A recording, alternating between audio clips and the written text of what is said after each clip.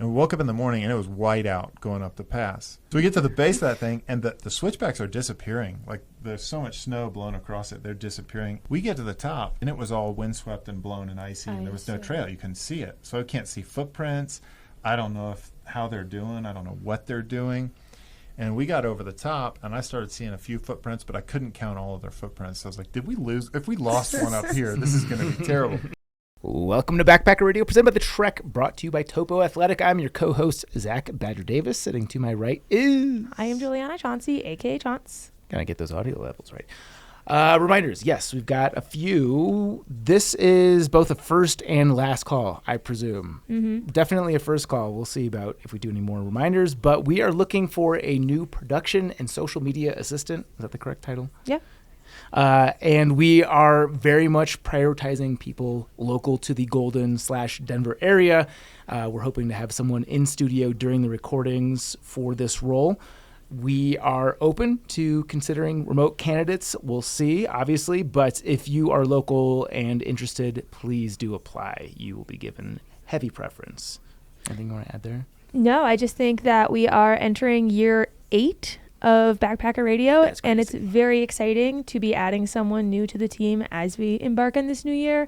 And we've got big ideas that I think having someone in studio with us for the episodes will be a huge asset too. Totally. So if you're local and you're like, maybe that's for me, definitely apply, because I see this going very well. Yes. Yeah. Should we give a little bit of an overview of what the role shall look like? Sure. On the social media side of things, you will be managing the social accounts for Backpacker Radio. We usually schedule our posts out through Buffer. We've got a nice system worked out with the team where our lovely video editor, Sarah, will edit together videos of the podcast. She'll pass them along. I just got the text for Monday's episode with those clips today to our group chat, and you will go on Buffer and schedule those out for the week. You'll get to hop into the accounts and engage with people commenting or DMing. You can help us search for potential new guests if you have anyone that you come across that you think, hey, this person could be great. Other things that you'll be doing if you do come into the studio is we want to start working on a lot more of like behind the scenes type clips. So ideally, if you're sitting there, you could be tagging good spots in the episodes where conversations are coming up and timestamping them for us to go in and edit shorts from. You could be taking behind the scene footage of us preambling before we press record, or just, doing whatever. We're hoping you bring a little bit of creative flair to this, because I'm guessing right now. But basically just taking the reins on all things, listener facing. Yep. Yeah. So if social media / production sounds exciting to you and you want to be a part of the podcast, hit us up. Another thought that I had that I didn't mention is also if you are a numbers nerd or an analytics person, ideally someone who would get excited about getting in the weeds of things like YouTube analytics or meta analytics and seeing, does this work, does that work, testing different thumbnails, doing things like that. That's something that we want to do a lot more of this year. And I think that's a lot more fun of a task if that's something that you're into, right? Like you can't make someone who's not a numbers person love numbers. I just don't think that happens. But if you're someone that likes to dive into charts and see that sort of thing and say, how can we tweak this and test things and see what works and what doesn't, that's huge. Yep.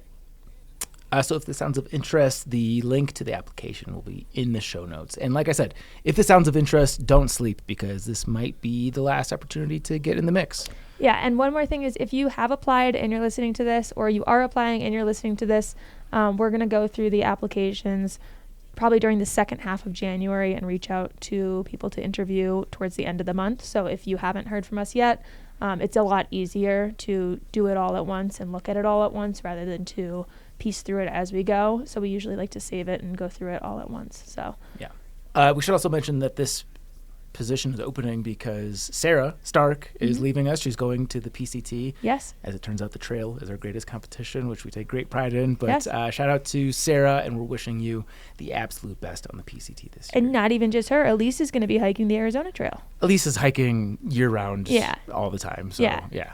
At least. So what you're saying is you don't care about Elise leaving. I don't. You only care about Sarah. I know what Elise is up to, and she's on trail somewhere, or sometimes off trail, but she's out in the mountains. Elise, he doesn't care about you. Next up is Patreon. If you guys want to support this show, head on over to patreon.com/backpackerradio. The biggest perk we're offering right now is these episodes sans ads. So if you hate listening to the ads, and I know people generally speaking don't enjoy advertisements, even though our advertisers are generally awesome, always awesome, you can get all of our episodes sans ads for as little as $5 per month. We also will do bonus episodes. We've definitely... We've dropped off a bit with that as the holiday season has impeded our lives, but we plan on picking that up over the course of 2025. But I think ad-free episodes is worth the price of admission by itself.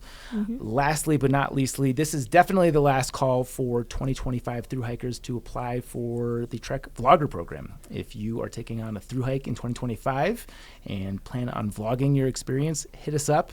This will be a paid role, and you will get discounted and free gear. We've got a whole bunch of good infrastructure in place thanks to Jess, our new community and marketing manager, including a new mentorship program that she just unrolled.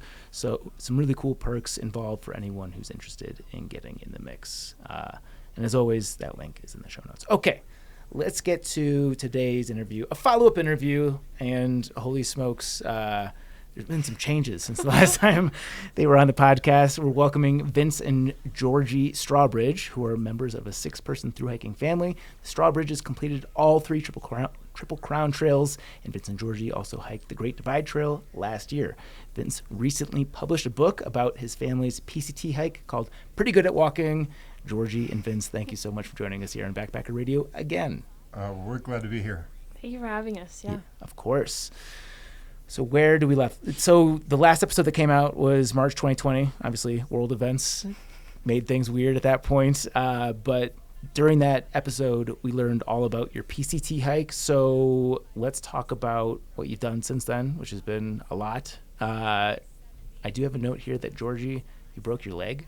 I did. That was 2020. That was after the AT. So after we had completed the Triple Crown. But yeah, it's been a fun recovery. I was playing soccer and got slide tackled, and here I am. Yeah.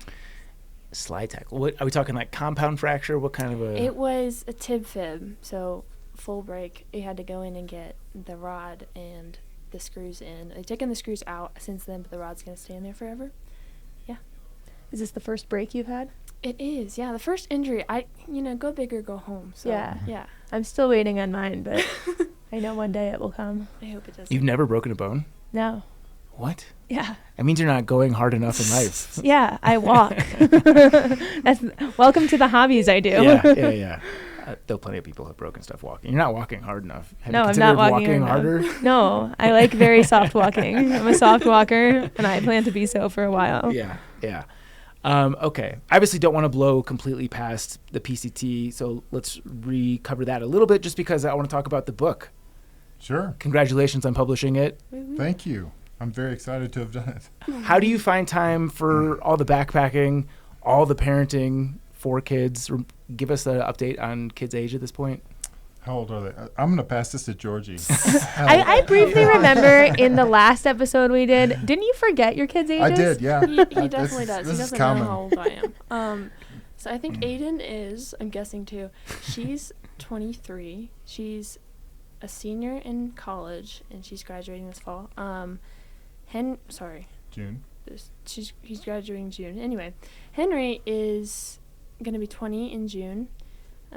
He's currently on a gap year, working 3 jobs and going to what is it? Knowles. He's doing a semester Outdoor, of Knowles. yeah. Oh, sweet. So, yeah, he's doing an outdoor education program. He's trying to get a wilderness EMT. Yeah. So. Is it safe to assume that all of the backpacking that you've thrust upon your children has parlayed into that interest? Well, Henry's he's a mystery, and I can't tell when he's telling it straight. Yeah. But everything that he has, he labels "I hate hiking." Mm-hmm. So he declares himself to hate it. You've now opened the world up to all of his passwords. Oh, that's true. Henry, change your password. Yeah, definitely change your passwords. That's a very good call. Yeah, and June's 20, right? June's 20. Yes, June's 20. She's working at a ranch right now. And I'm 18, about to be a freshman in college, and excited, yeah. Okay, Georgie, tell me, how has your interest in hiking changed since you were last on this podcast? Boy, I would say I got a camera, and that was a very big deal for me, because hiking is great. I love getting to see the views. I hated not being able to, like, remember everything. So I think that the camera kind of, like, brought that in, and then I just love showing the beauty to everybody that, like, back home. I'm like, hey, look at this. This is so cool. And I think that's a big part of it. And I would say that hiking has gotten easier since I was 11 years old. It is much nicer to be 18 and 6 feet tall and walking. Yeah. And now I get to say, you know, Dad, if you're going to cry, you know, you have to walk and cry. It'd be great. Turn all those phrases back on him. Yeah. Exactly. It has been bad. It's so fun. A side tangent, not to jump super deep, super fast, but one of the things I remember from when we had done the last episode, because all the kids were a lot younger then, and we had a couple different family episodes where sometimes you get the pushback of, you know, you're making the kids do it. They're too young to kind of have a say in it themselves. How do you know that they actually like what they're doing?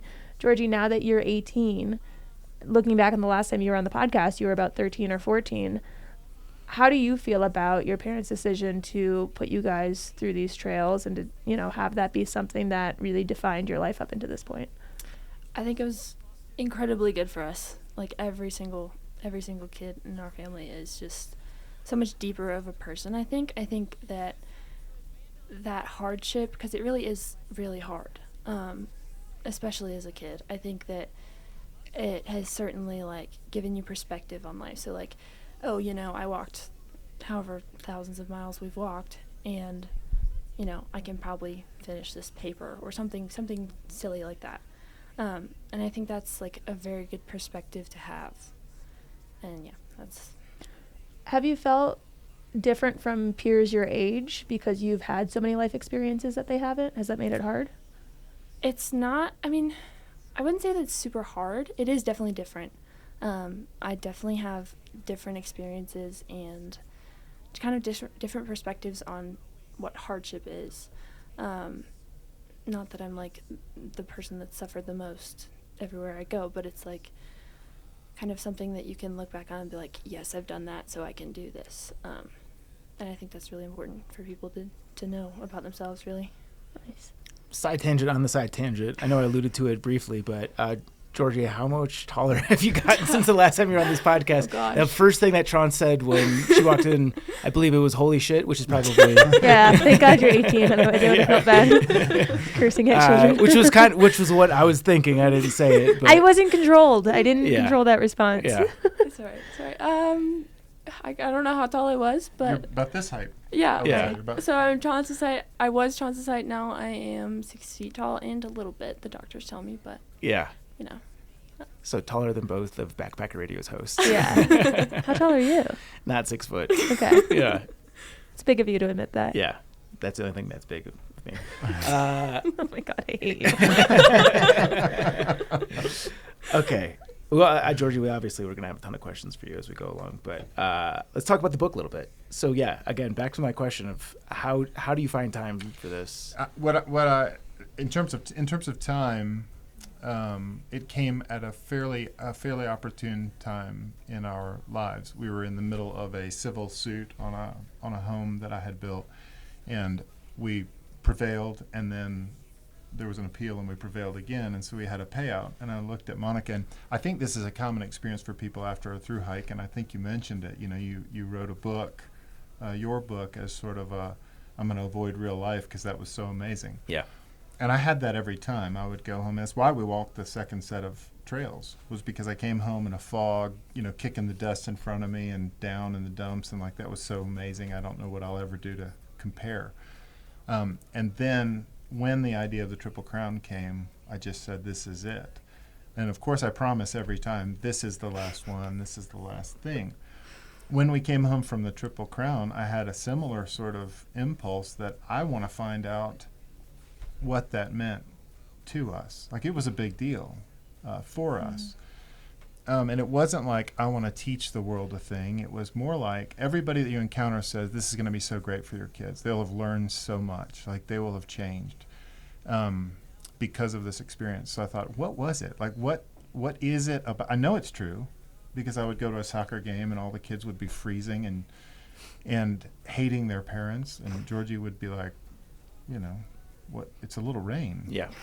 And she liked This is an me. average day on the AT. Yeah. Yeah, and our kids liked us, you know, and I thought, I think that's due to that. So what was it about that thing that we did that was significant? So I was trying to find the profundity in the thing without trying to be, not trying to bring the profundity to it, but to try to tell it.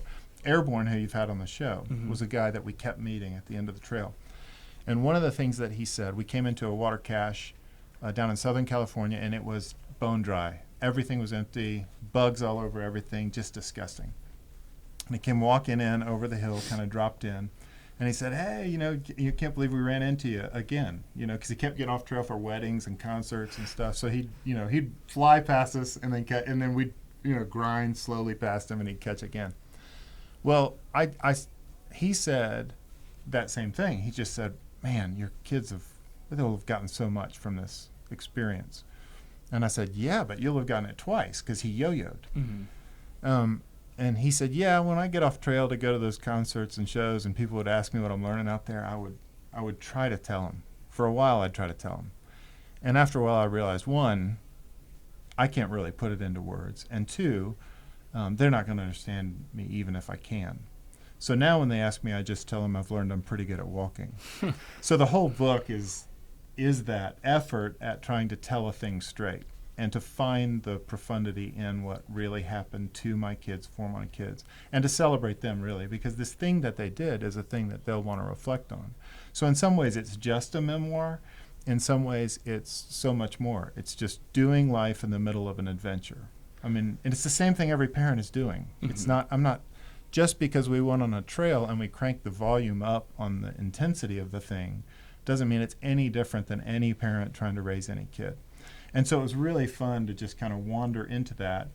And so I told it first person, which could run the risk of being self-aggrandizing or all about me. But what it afforded me was a chance to give them voice. So when I finished the book, when I first finished it, and people said, no, you can't do it this way, I ran it through this thing. I was like, how much of this is dialogue? And 60% of the book was dialogue. So it was really all their voice. And I would ask them along the way, how am I doing? Does this sound like you? Does this sound like you would talk? Like, am I getting you right? 11-year-old me, I'm not that sweet anymore. Well, Henry, this is an aside. I'm going to do a tangent quick. Yeah. Henry was interested in dating a girl, and he said he found out that my uncle, who loved the book, was helping me read it, was interacting with it, had sent it to this girl's dad.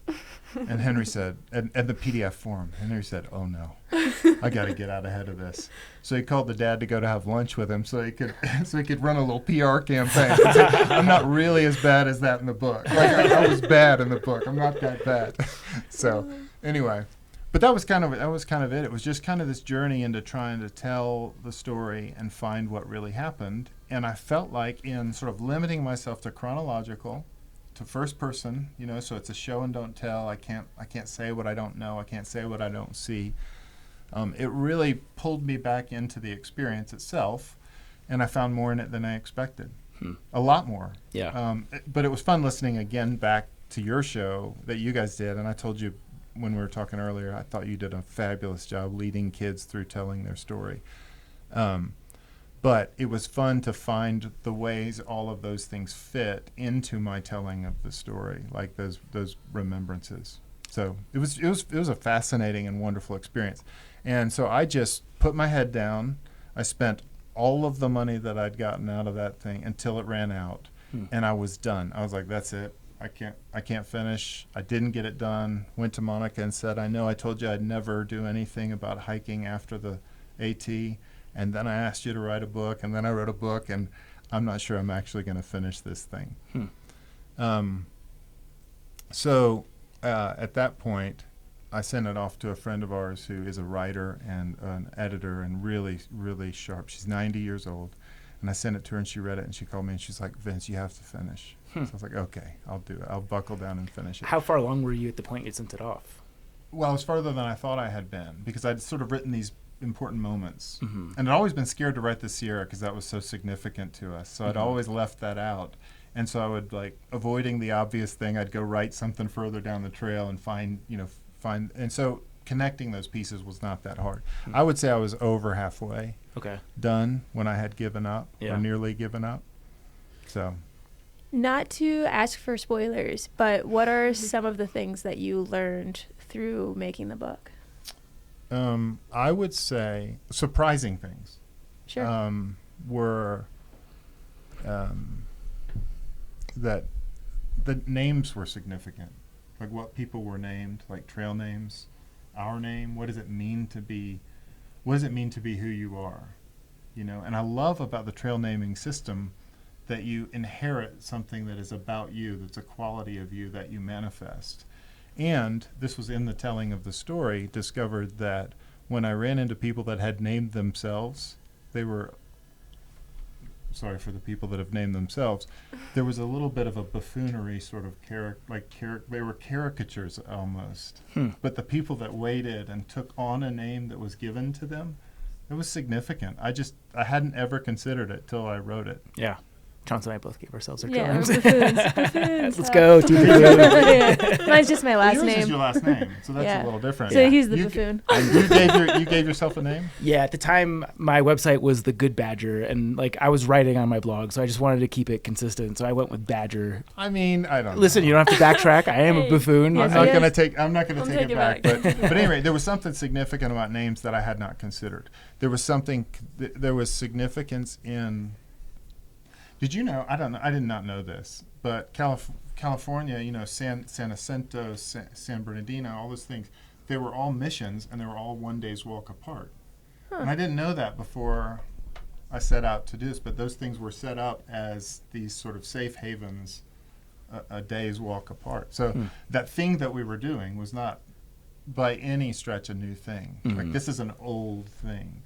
And so that sense that I had of, wow, what we did was so cool, so unique, so significant, felt less like that in a good way. It felt like we're a part of a tradition of human pilgrimage that has been happening from forever. Yeah. All right. I want to move forward, but first, before we do, I want Georgie to weigh in on the book process. Is there a story from the PCT that maybe we didn't cover in the last podcast, or maybe we did? Probably none of us here would remember anyways, but something featured in the book that you want to highlight? I'm not sure I have a specific moment. I'd have to think about that. I think, I don't really have a specific one. Do you have any that you're like, that didn't get covered? No? Mm-mm. I would, do you mind if I ask you a question? Yeah. I mean, because no. both of you wrote books. Did you find that, and this is one of the things that was cool for me, writing the story about the trail, the experiences that I had in the writing were really good parallels to the hiking of a trail. Like, I would get exasperated and tired. I would think I was a fraud right about mile, whatever. And I was like, I will never finish this. I'm done. I'm out of gas. I can't do this. Who am I kidding? Then I'd get a second wind and be like, I'm a writer. I should keep on writing forever. Did you have a kind of a parallel in the writing process?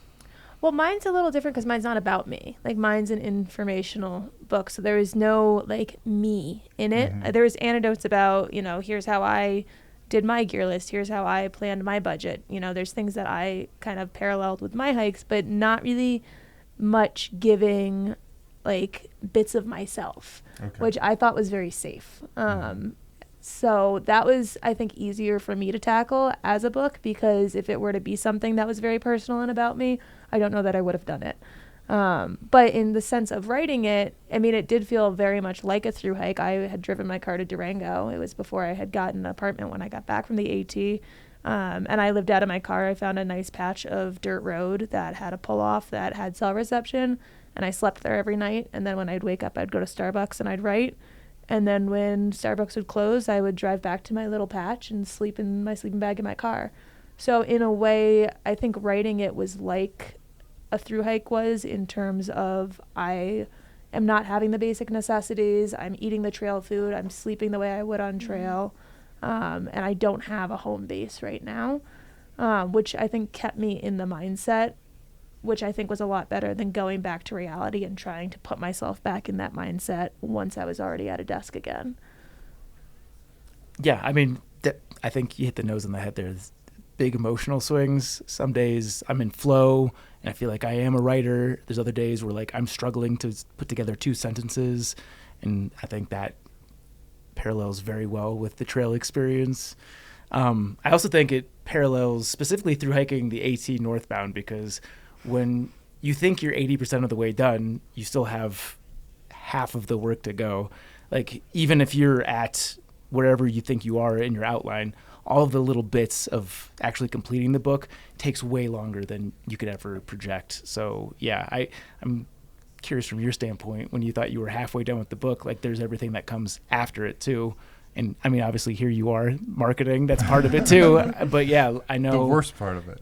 Yeah, no, this is the fun part. Is it? This is, at least it was Okay. for me, yeah. Oh, good. I enjoyed being done, especially with like the formatting and the editing and all the technical components of the book. That part made my skin crawl. Yeah, trying to get the word out was the fun part for me. Yeah. I wanted to say that I think, like, I will be honest, I have not read the whole book. I'm going to be honest about that. But from what I have read and what I've read a lot, and I've been read a lot, because he would run it by me, and I was just like, I've heard this before. Anyway, I think that I learned how much he was worried. Like, our parents were really worried. And I was just kind of hiking. I was like, oh, this is great. I get to eat Snickers every day. It's perfect. I get to see beautiful mountains. And I think that they were like, okay, the logistics. Okay, there's water in, 2 miles. Okay, there's not water for 10 miles. We need to have a hitch to town. And they're just thinking about all those things, and I just don't have to. And I think that was an interesting thing to learn about, definitely from that book. Have you noticed anything different, like, over time, now you being 18, you guys being about to do another thru hike that's international? I'm sure when you were doing the first hikes, I mean, you're the baby of the family, right? Mm-hmm. So if anyone has to start taking on responsibilities, you're probably the last one too. Yes, exactly. Which I love, because I'm also the baby and I milk that any chance I can. But as now you're getting to the age where you can take a lot larger of a role in logistics and in carrying your own gear and in making the plan, have you noticed anything like different about how hiking feels, going from someone who just gets to eat the Snickers and be part of the fun to having to do those tasks? Yeah, it's definitely a lot. It's definitely a lot different. It'd be hard to put like my finger on it exactly, but I think that just this experience of going from kind of carefree and then, oh wow, I actually have to order rain pants or whatever. I think that's like, okay, this can't actually happen if I don't do this. And I think that responsibility is interesting and fun. Like, it's fun to be able to do that now. Does it make the trail harder? Because now you have, like, the mental load going with it? I don't really worry as much as I should, probably. But I would say it's a little harder, but it's not noticeably, like, I can't remember being like, oh my gosh, now I have to deal with this, So. Yeah, cool. All right, let's talk CDT. Because when you were here, you guys end up hiking the CDT northbound? Southbound. Were all 3 southbound? I wish. We did the AT northbound. Okay. Southbound, northbound. So yeah, when you guys were here last, right before COVID, you obviously were in the depths of prepping for the CDT. I've tracked some on social media, but my memory is bad, so I just want to start from the beginning. Like, first off, how did you decide on the CDT next? Because I feel like doing the CDT, known as, like, the saying is embrace the brutality. That's one thing when it's just yourself or you and, like, a hiking partner. When you're bringing your 4 young kids, I know that there's probably an added element of stress involved with that. So I guess first question is, how did you decide on the CDT next? It was COVID, right?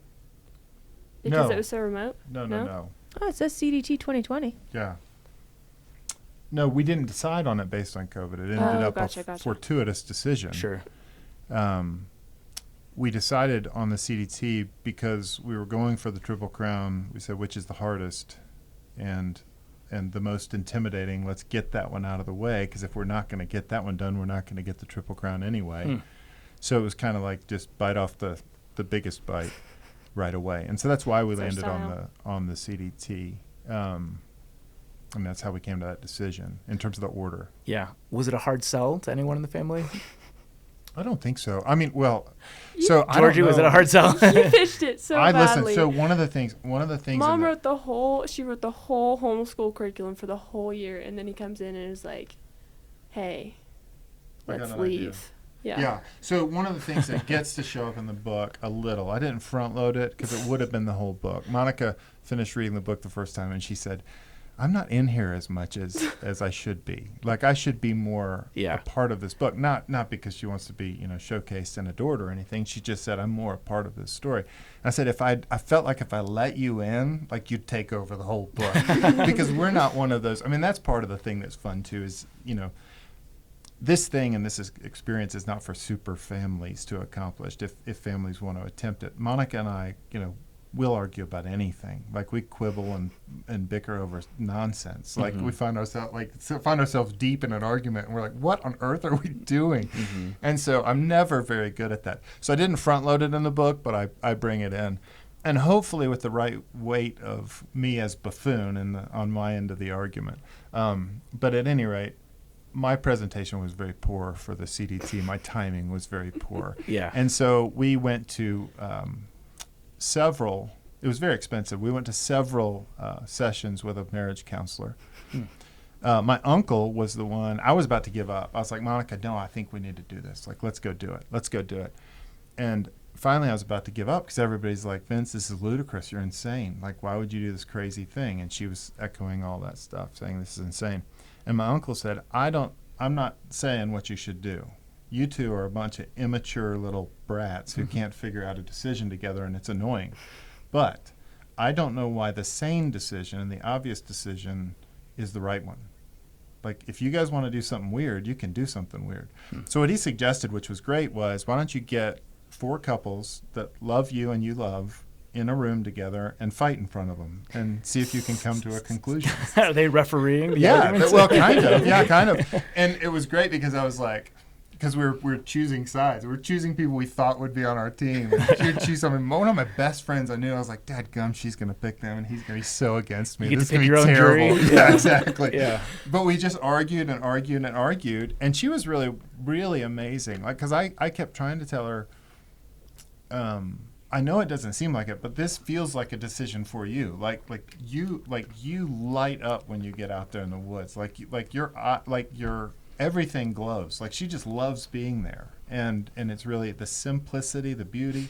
Like, it's like Monica at her best is out there on a thru-hike. It's so fun.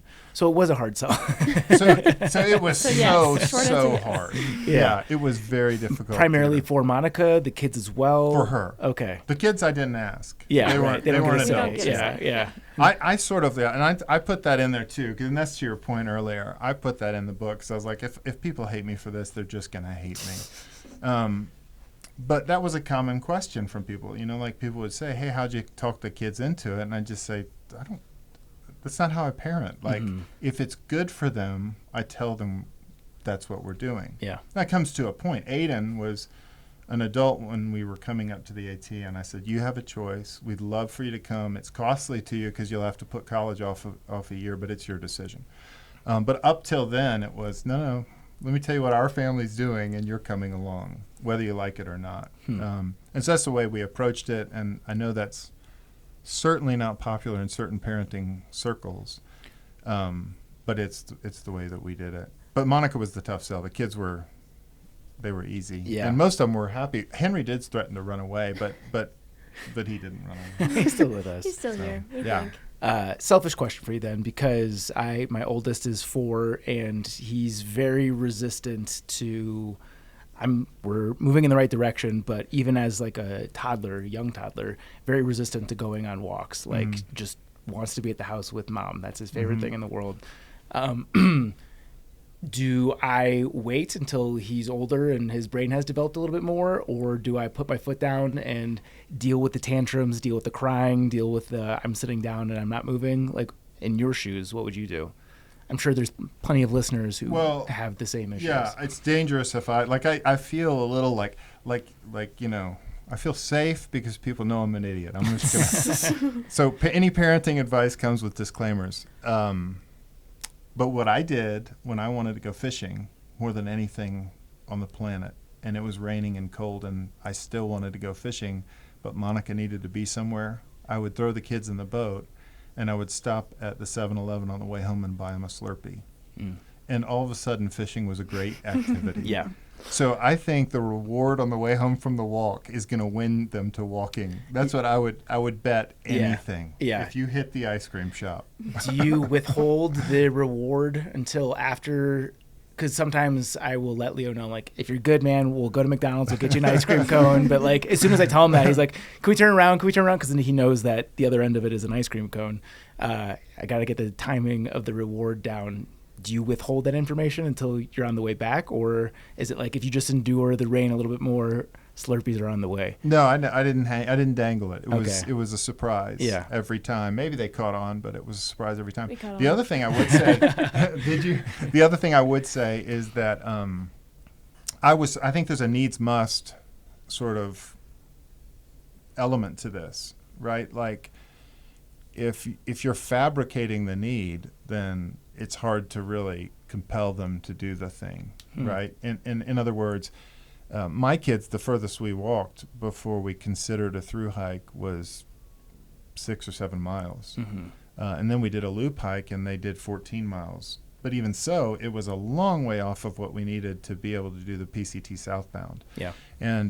And so I think there's an element of what they're capable of. You just have to discover when you actually need them to do it. Yeah. You know. But I would do things that are fun. I mean, if I'm a parent and I've got a kid that doesn't really want to go, I can't imagine that he doesn't love time with you. He loves time with his mom much more. So it's a comparative thing. Like, if he's with me, he's not with mom. He's the biggest mama's boy of all time. Does he? Does he adjust after a time?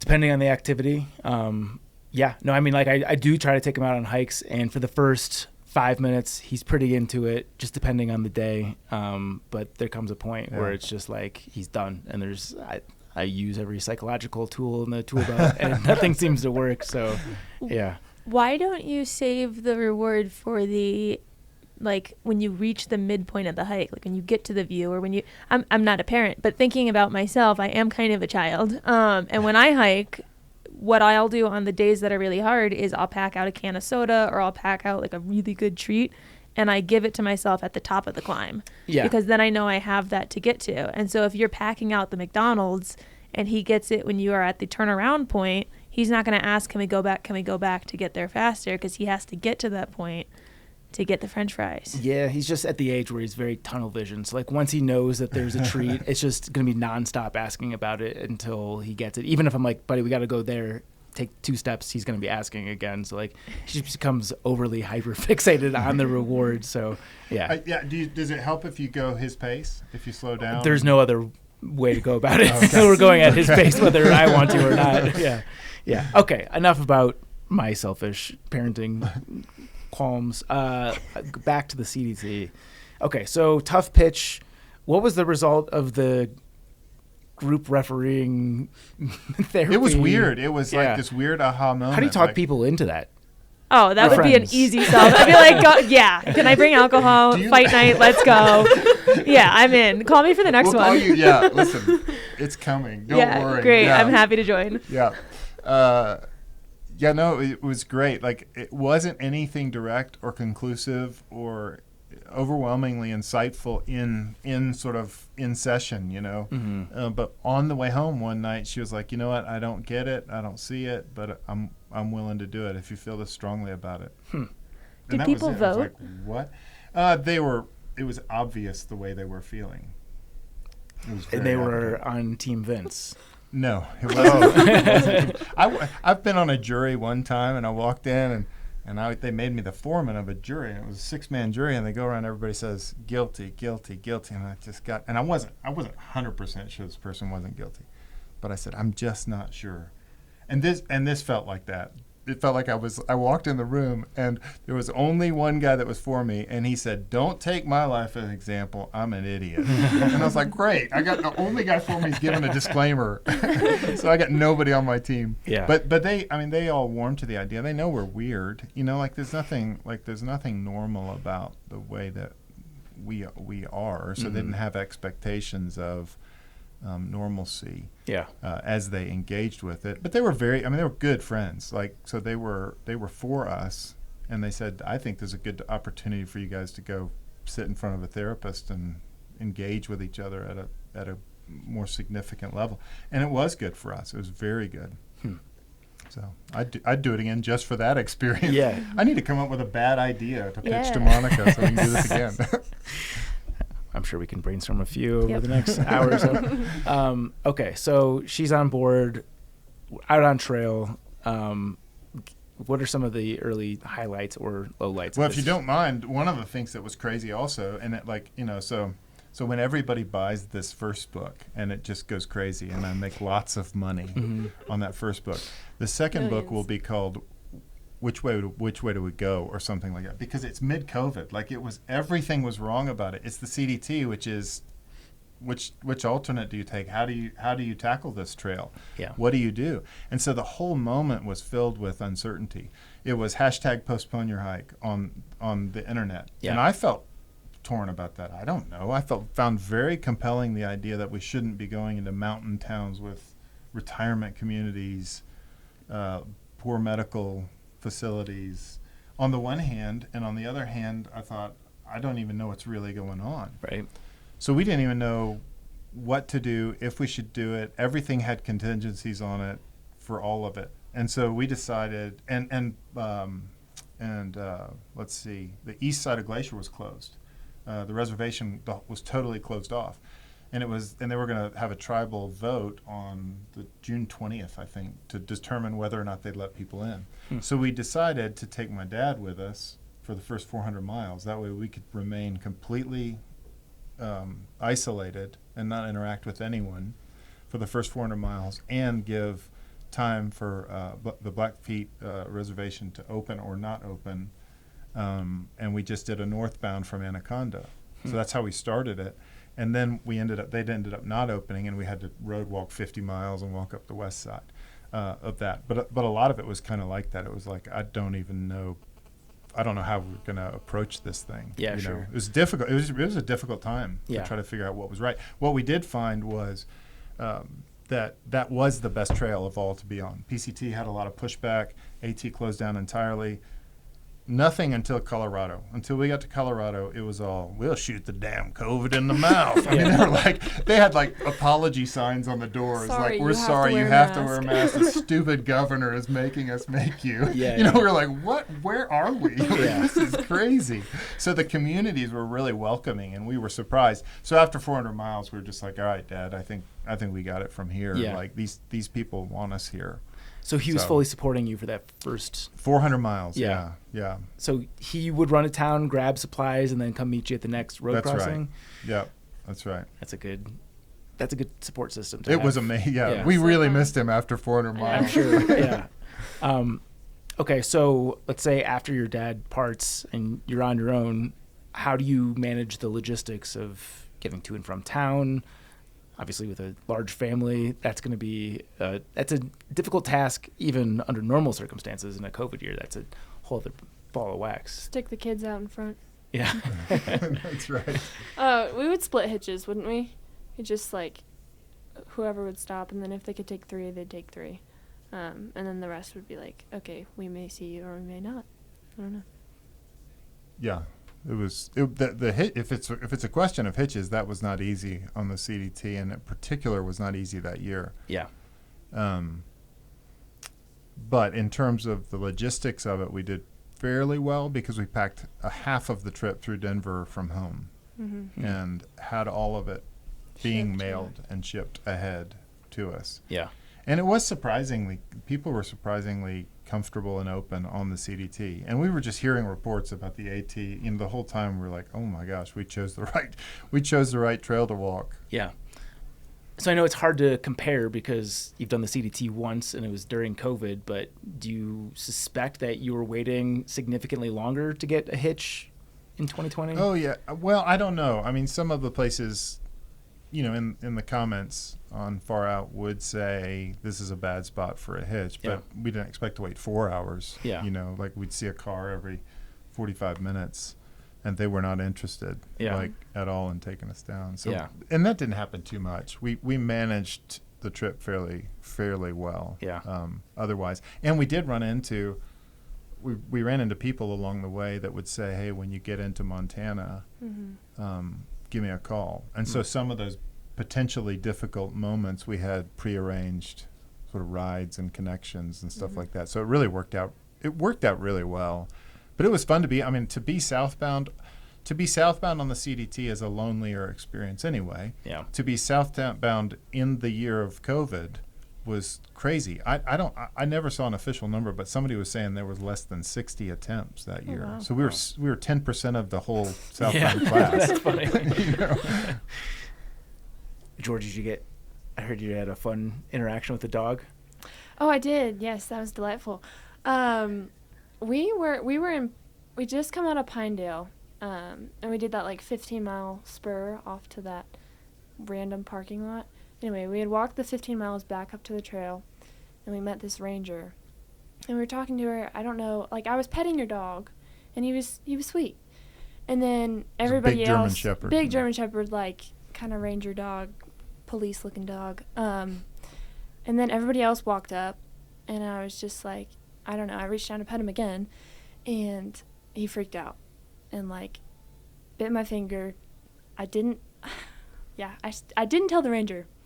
He bit my finger, and then I just tucked it behind my back, and then we left. We left the ranger. She was like, "Oh, I'm so sorry. He freaked out. That he does that sometimes. Whatever."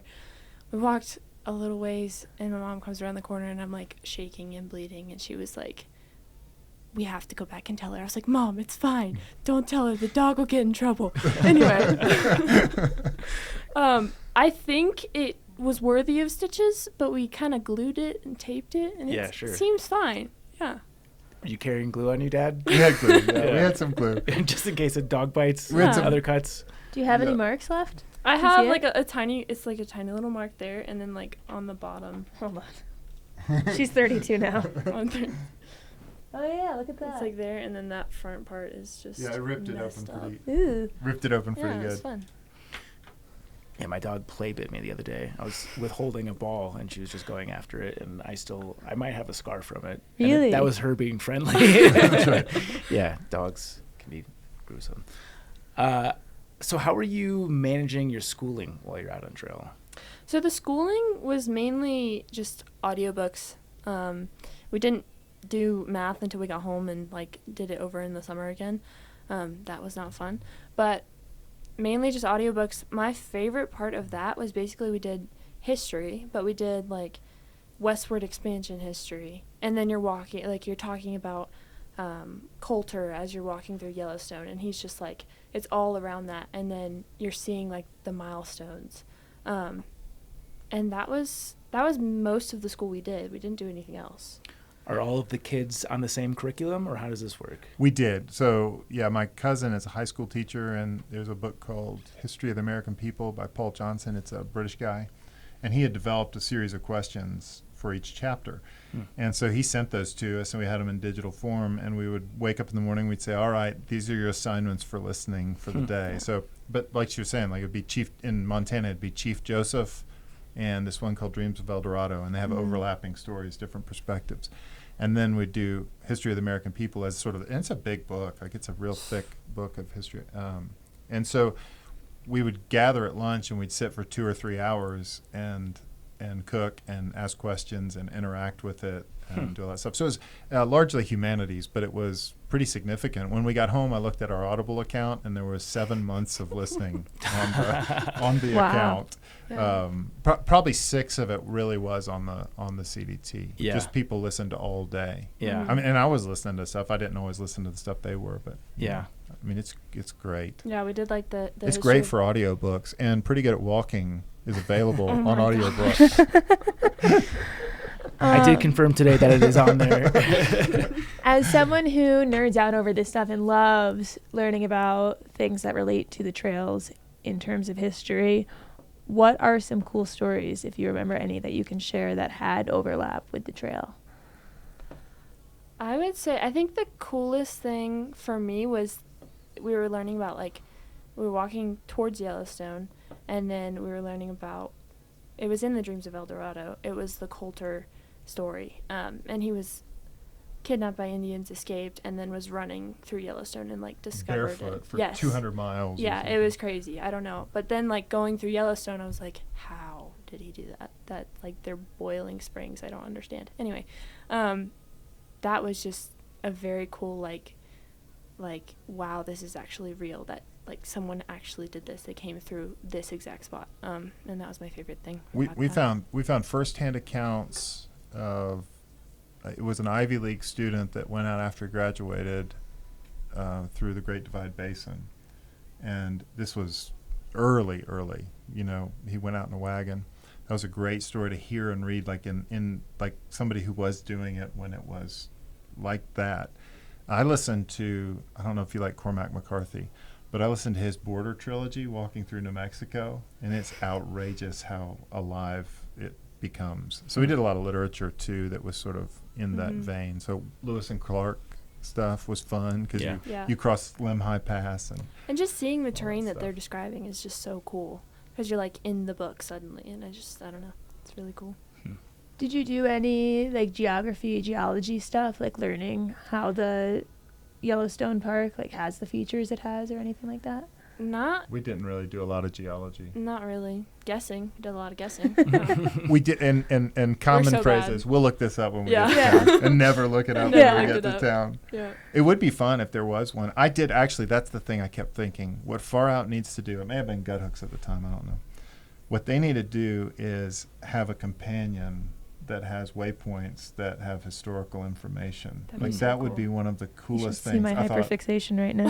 it would be amazing to do that as a companion to that experience. And you could even link it. You could even link it to books, like a book series that would do that. But if you could do all of those 3 trails and make them, especially the Appalachian Trail for that New England stuff. Have you heard about the Oh. past 5 years of my life? Tell me. Yeah. Well, I've been researching. We're going to tangent. I've been researching for a project that I've been calling the Mile by Mile Project, which is the history of the AT, not just from when the trail started to be conceptualized. So I started with how the mountains formed and the geology and the geography, into how did people start to come into this land? When did the trees come here? When did the animals come here? When did the people come here?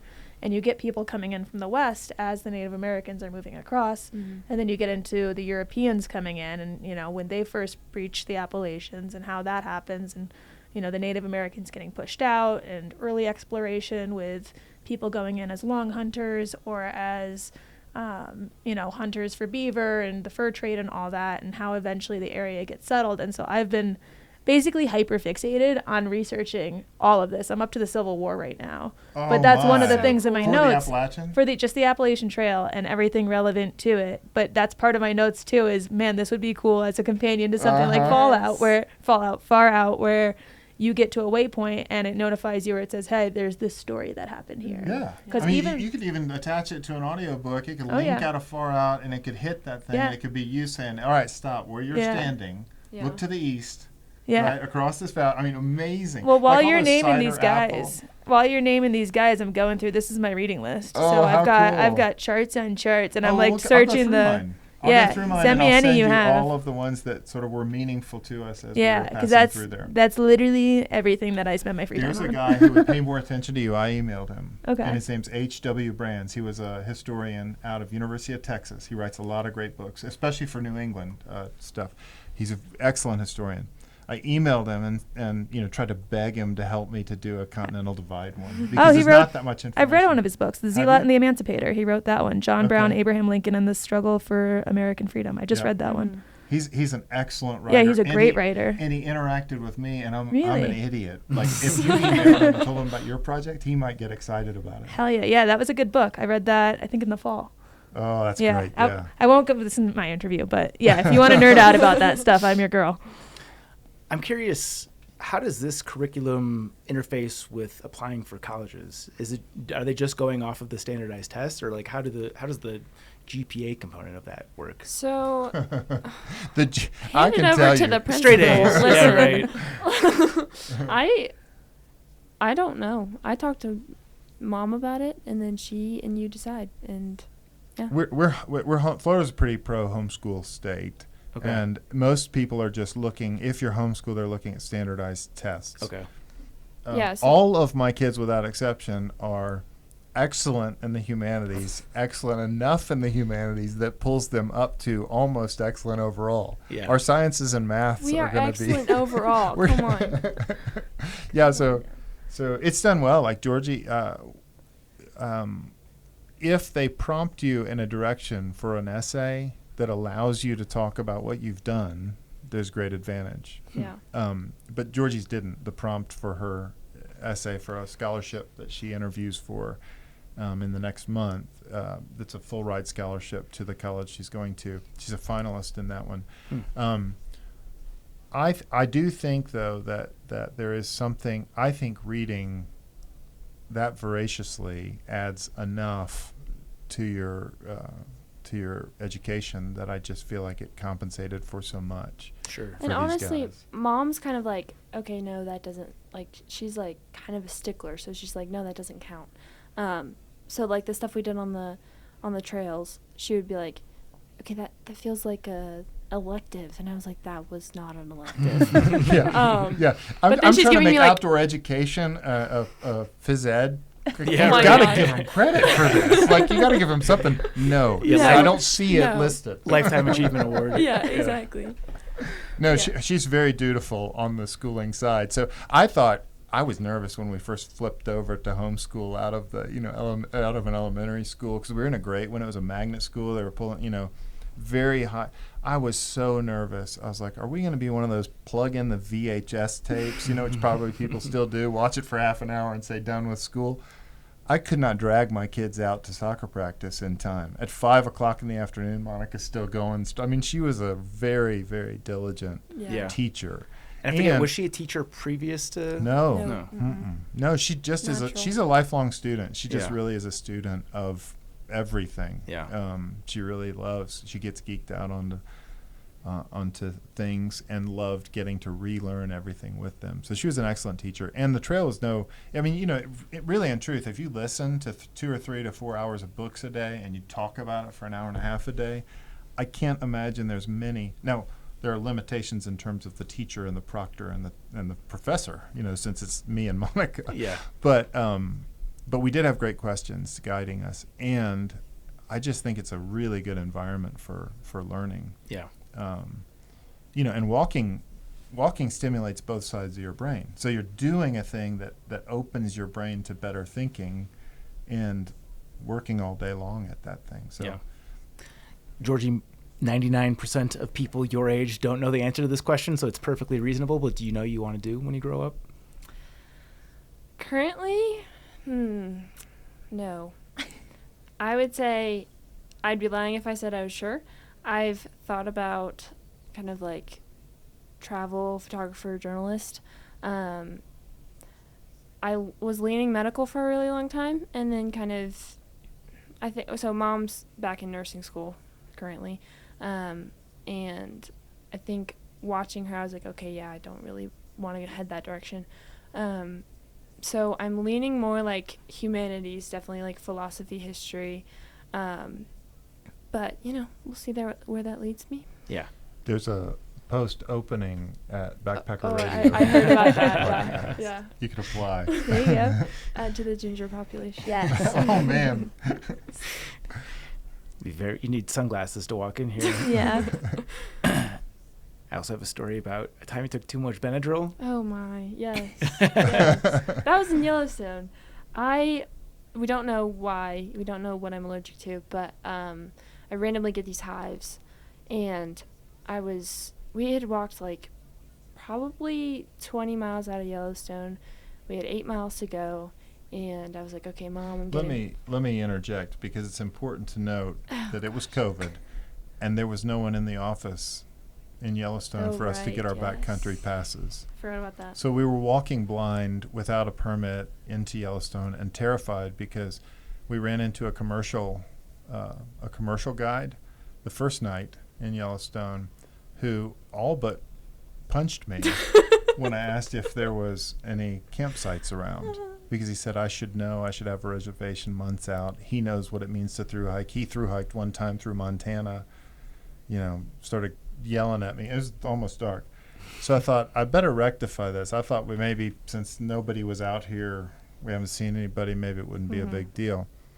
So I got on my sat phone and texted a friend and said, please book me a spot. And he said, where do you want to go? And I can't remember the name of the lake, but it was 21 miles away, no big deal. It's a big lake, though. And he booked one on the other side. 7 miles away, yeah. So I'm not carrying any paperwork that says that we have a campsite, but I have booked it. But I don't know if they know that. And we run now we're walking toward a ranger. And that's so I'm when coming she up breaks to out in Mom. hives. I'm coming to Mom, and I was like, hey, I'm getting hives. This ranger is coming. And he's like, hey, can I see some paperwork? So they're digging in their backpack. Mom's giving me Benadryl. She gave me 2 instead of 1. And then they're still figuring out all the permits and stuff. I don't know how y'all figured it out, but you did. And then I was like, okay, that's great. And then we kept walking. Mom was like, oh my gosh, I gave you 2, didn't I? And I was like, yeah. We have 8 miles to go. I was like, yeah, why? And this is little Georgie. You were how old at the time? 13. 13. I was 13 on 2 Benadryl. And I had 8 miles to go. And there's that creek. What is it called? Witch Creek or something? Yeah, a hot really creek hot running creek, by. yeah. So she was like, okay, you took 2 Benadryl. Let's counteract it with some coffee. So she dips the cup in. I'm sure she filtered it, but she Have you had coffee before? I hate coffee. Coffee's terrible. Sorry, coffee people. But she gave me coffee. I drank it. I hated it. And then I still have 7 miles to go. And they kind of fall back. Everybody's in front of me. I think Mom and Dad are still back at the creek. And I was just walking. I face planted twice. Falling asleep. No, I was so tired. And I just right down. And the second time, I just laid there for a second. I was like, I just don't care. I don't want to get up. This is home now. This is where I die. This is it. Yeah, but then I finally got into camp. I was like, hallelujah, I'm here. And I sat down, and I was falling asleep, actually, about to zonk out. And Dad and Mom look at me, they're like, why aren't you setting up? And I was like, what? You're not going to set it up for me? Anyway, yeah, that was great. It was a fun experience. In terms of setting up camp, I don't remember what you said for the PCT, but I guess maybe it was different for the CDT regardless. What is the tent breakup for the family? It was the same, wasn't it? It was... 2, 2, and 2, 3 tents. Yeah, Okay. 3 2-mans, yeah. And we kept them the whole time on the CDT. We were a little more nervous. Yeah, we didn't cowboy camp as much, which I didn't like, but... Yeah. Do you keep the same arrangement throughout the entire trail? Do you mix it up? Depends on who's fighting. Okay. Yeah. Crisis management? Yeah, I'm typically the peacekeeper. Whoever's causing the most problems, I go with that one. Yeah. Who was causing the most problems? It was nice. I got to be with Monica a lot. Oh my God. I'm kidding. She's not here to defend herself. It's not true, Monica. I'm making that. It's not. Georgie, who was fighting the most? I remember me and Henry fought a lot. So it's got to be either Henry or June, I would think. Mm-hmm. Yeah. Did people have go-to triggers where it was you'd see something and be like, oh, shoot, so-and-so is going to get pissed? If Henry steps on my heels, I will do everything but punch him. Anyway, he really could aggravate me very easily, and he knows that. But that was a common theme. I don't remember any other real triggers other than June would get really tired, and then there would be a hill, and it would be like, oh, no, that's not good. Like, can't wait for this one. Largely dependent on the terrain at the end of the day. Yeah. That sets a mood. If it's downhill, we're for the fine. We evening. got this. So obviously you didn't have much agency in terms of doing this hike or the PCT or the AT. Do you recall your level of enjoyment of the CDT? I love the CDT. More so than the PCT? I would say if I did the PCT again, being older, then I'd probably be like, oh my gosh, this is the Golden Trail. I think they're very different. Uh-huh. I love the CDT because of how like diverse it was. And I had gotten a camera and I was excited to use it. And like just walking through those places, you walk from, what is it, like the Cirque du Towers into the basin, or is it the other? Yeah. Mm-hmm. You walk from the Yellowstone, that you section. walk that Wyoming section. is crazy. It's crazy Mm-hmm. how quickly it changes. Yeah. Like you're like, in 15 miles I'm going to be where? Like that doesn't make any sense. And I think I was much stronger of a hiker at 13 years old, and I think that certainly had something to do with it. But yeah, the CDT was definitely my favorite overall. I have a question, because usually when we talk to someone, even if they come back on the podcast after having done more trails, things stay the same. For example, how tall they are. But you went from being my height to being 6 foot. Did you have moments where you would notice, like, wow, I used to go 2 miles an hour. I used to go at X pace. Now I'm crushing this pace at like the same, exertion. And if so, like, how cool was that? Because I can only imagine. The CDT, I remember, like, because I grew between the PCT and the CDT.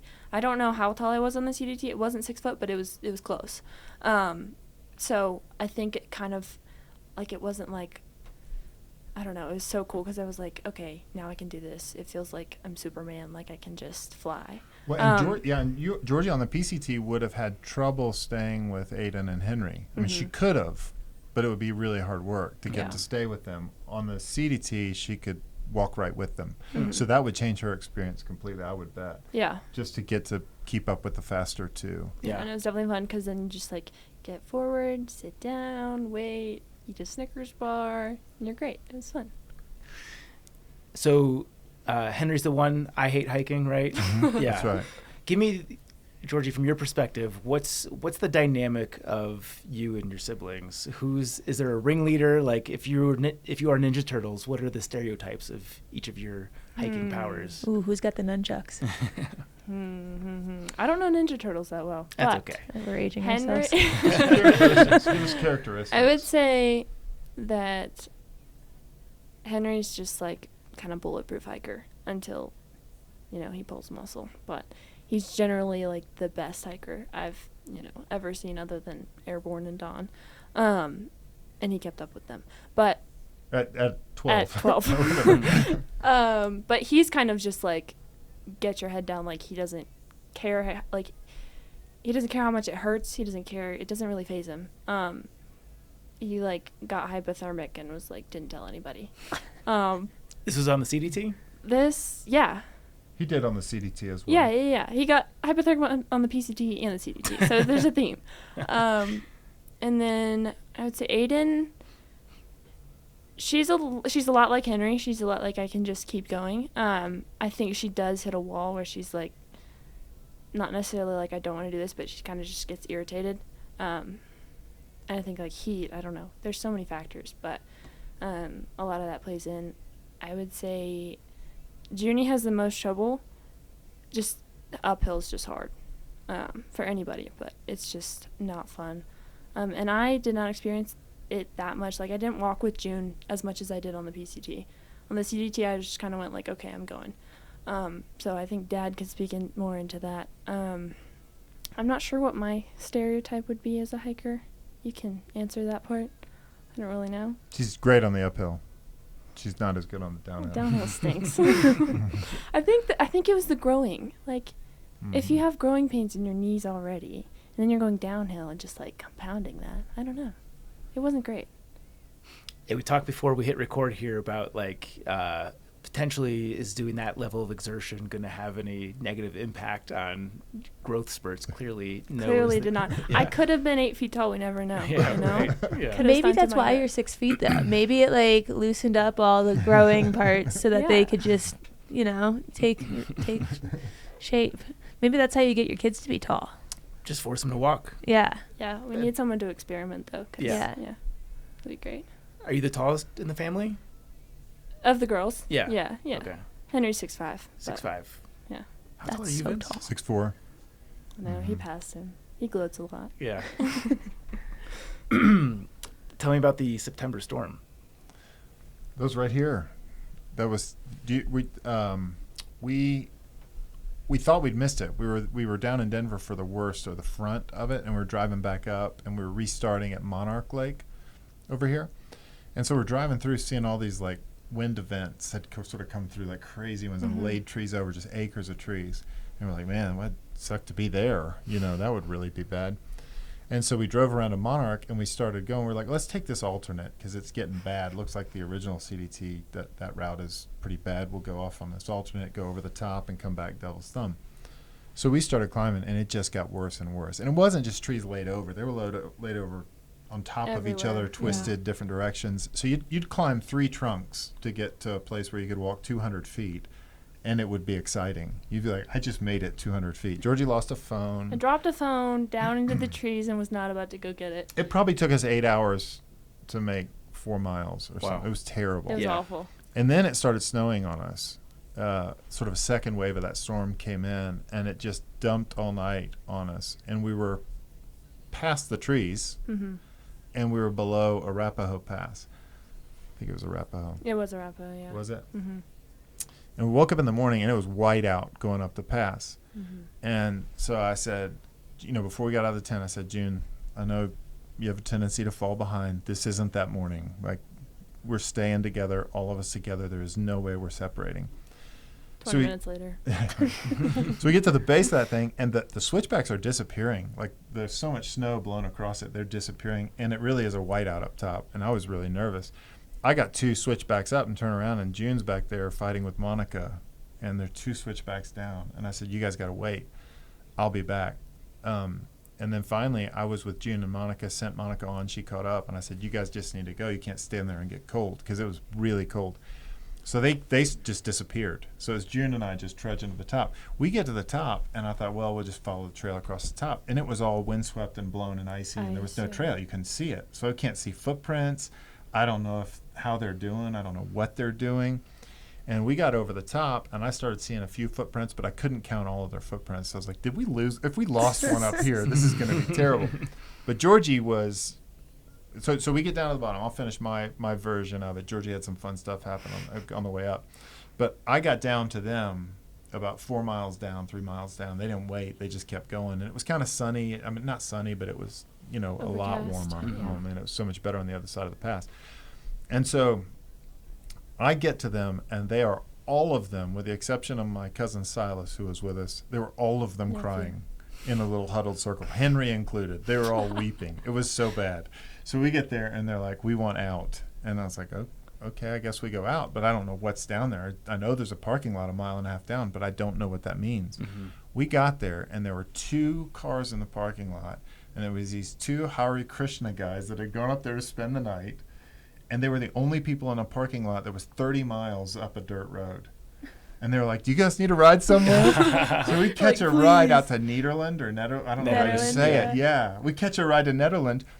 And I call my dad, who was landing, who was going to meet us in Winter Park. Now we're on the other side of the range. And I was like, hey, change of plans. So he came and met us in Nederland. We had coffee. And then he drove us all the way around to Winter Park, where they had a place for us to stay. And then he drove us all the way back around in the morning. We were 15 miles as the crow flies from where we needed to be. And we had to drive 3 hours to get back to the trailhead. So, but that was a miserable experience. But Georgie's was a little more...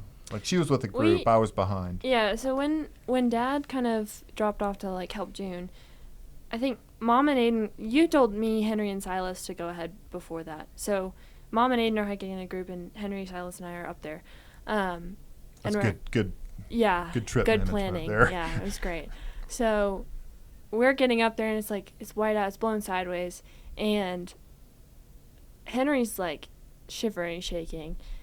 Silas is just, like, trudging along, having a great time. He was there that was his second day out, and he was like, this is great. He's from Colorado. I don't believe him. Anyway, we got up there and it was just ice, and I was just like, I dropped down and I was like, I'm not going. I'm not like I just started screaming. I was like, this is terrible. Anyway, Henry comes back, pulls his hand out of his jacket. I was like, all right, come on, Georgie, we're going. I was like, put your hand back in your jacket. He was like, no, it's warm. It's fine. I was like, that's not good. That is not right. But then he like got me moving, and then I'm walking, and Silas is behind us, and like the ice is, he's blowing sideways, so the ice is just, he's sliding away. He's like, save me! So Henry went and grabbed him, and then we're just like walking down. And it's the same thing. You can't see anything. You can't really see the trail. We're like, I think it's this way. I think it's to the left. And we got down, and we were excited to be out of the wind, and I was just like kind of getting warm again, and I like reached up, put my hair back in my jacket or whatever, and like the whole front piece just broke off, and I was Of like, her hair. yes. So I got, personal bangs. I did them myself. But for the next like 100 miles, I was like wearing a headband. I was like, this is terrible. Yeah, that was fun. Is there ever a family meeting without Dad about, like, how do we talk him out of doing this? Like, how do we get out of this? We have strategies, but we can't share. They just did. We just went to the Foothills Trail, and there was a mutiny. We were at the Foothills We Trail. were soaked. Yeah, the last few days we were out there, and it was raining the whole time, and the trail's not all the way open, so we get 30 miles in, and we set up camp, and I wake up in the morning and turn my phone on, turn it out at airplane mode, and it's like blowing up. Like it's all this long conversation they've been having about getting off trail, because there was a tornado warning that we were in, and they were like, let's get out of here. We don't care what Dad says. So I got overruled on that one. Occasionally it happens. Yeah. It does. Yeah. Well, I ask because obviously there was a little bit of back and forth with Monica before getting on the CDT about making it happen. Like after moments like that, is there ever the like, why are we doing this? I told you so, yada, yada, yada. Well, so not with Monica. Like once she was in, she was in. Yeah. Like, I mean, she really does thrive there. Like it's a beautiful, like, I don't know,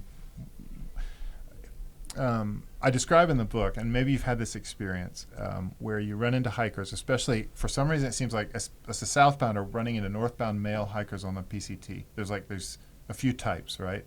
There's the ones that are like, they look like they came out of a concentration camp. They're rail thin. Are they even alive? You're not sure.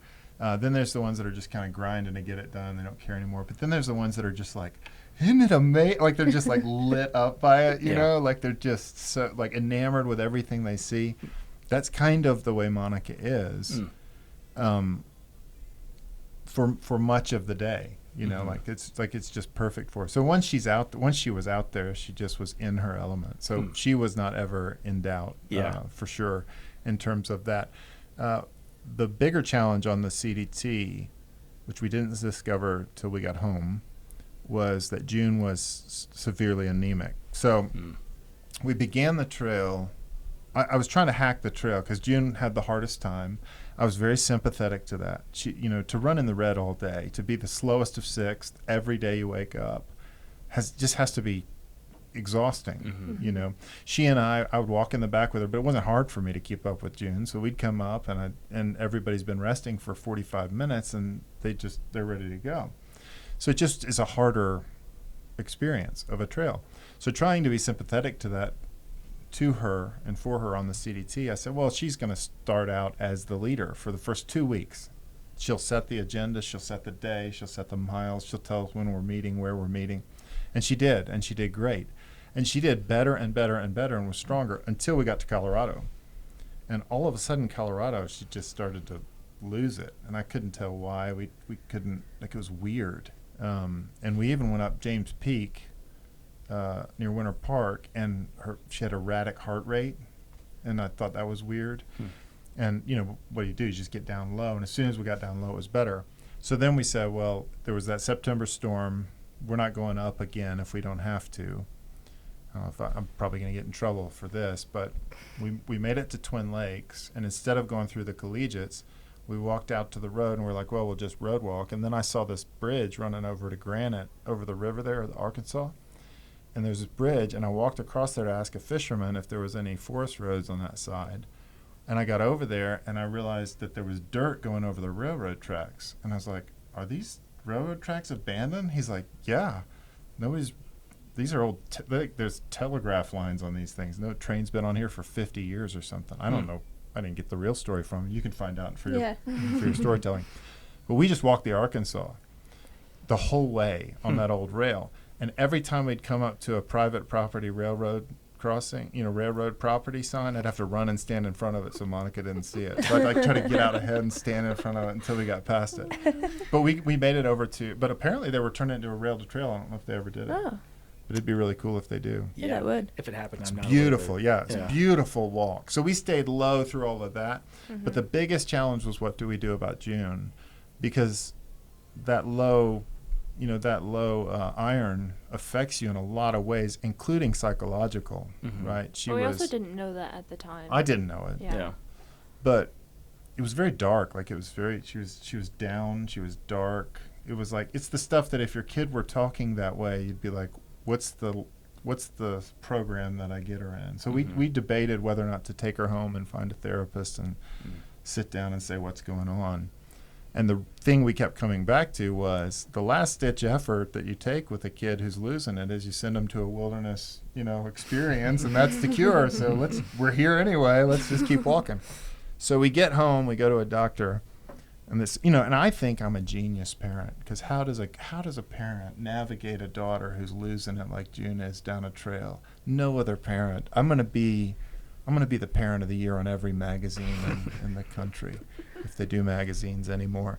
But I was going to be well known for my parenting skill.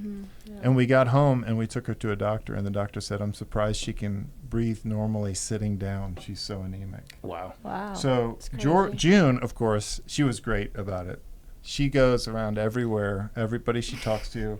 My parents made me walk 3,000 miles down the Continental Divide Trail anemic. So she doesn't let me live it down. Nope. But she recovered right away. I mean, she did really well, recovered quickly, and it just was one of those boneheaded parent things that you just missed. Yeah. I felt terrible, but that was the hardest thing, was trying to navigate all of that with Is it just iron Monica. supplementation, or? That's all it was for us. I mean, Yeah. she recovered well. I think there are some cases where they have to do other things, but for her, the iron supplements worked. Yeah. And worked quickly. Huh. So, and she crushed the AT. I mean, she was like amazing. Yeah. Like, she was never, she was the slowest some, but she never complained. Yeah. It was amazing. Perfect segue. Let's So- jump into the AT. I guess, given what you've said, were you hesitant at all about June joining you on the AT? I mean, obviously, I know it's probably an all or none situation, or at least you're dividing it in a way that you probably don't want to. Was it a conversation ever of, like, considering how hard the second half of the CDT, maybe not half, but the last leg of the CDT was, maybe the AT isn't the right call? I think that the transformation in terms of her demeanor, personality, everything was such that it wasn't really an issue. Like, she was laughing and joking and fun about it, and would say things like, "You remember when I wanted to throw myself off that cliff? Wasn't that crazy?" Good So sense of humor about it. Yeah. Yeah, she was. I mean, everything. It was really neat. It was like a cloud had sort of lifted. Yeah. Huh. So.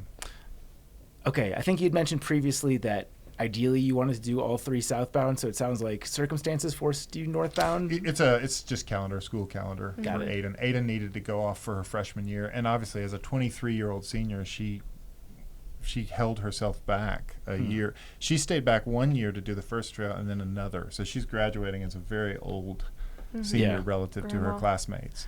And I'm so assuming as a 23-year-old, this is an elective hike for her at this point. Like, it you're was. Not, you can't. Well, she was She was 8. 18 Nine- at the time. 19 at the 18, time. 19. Okay. But it was elective. I Remember. said you obviously I would love it if you would come. Yeah. And there was something about getting to do all that stuff together that was really appealing to her as well. And so she said, "Yeah, I'll do it.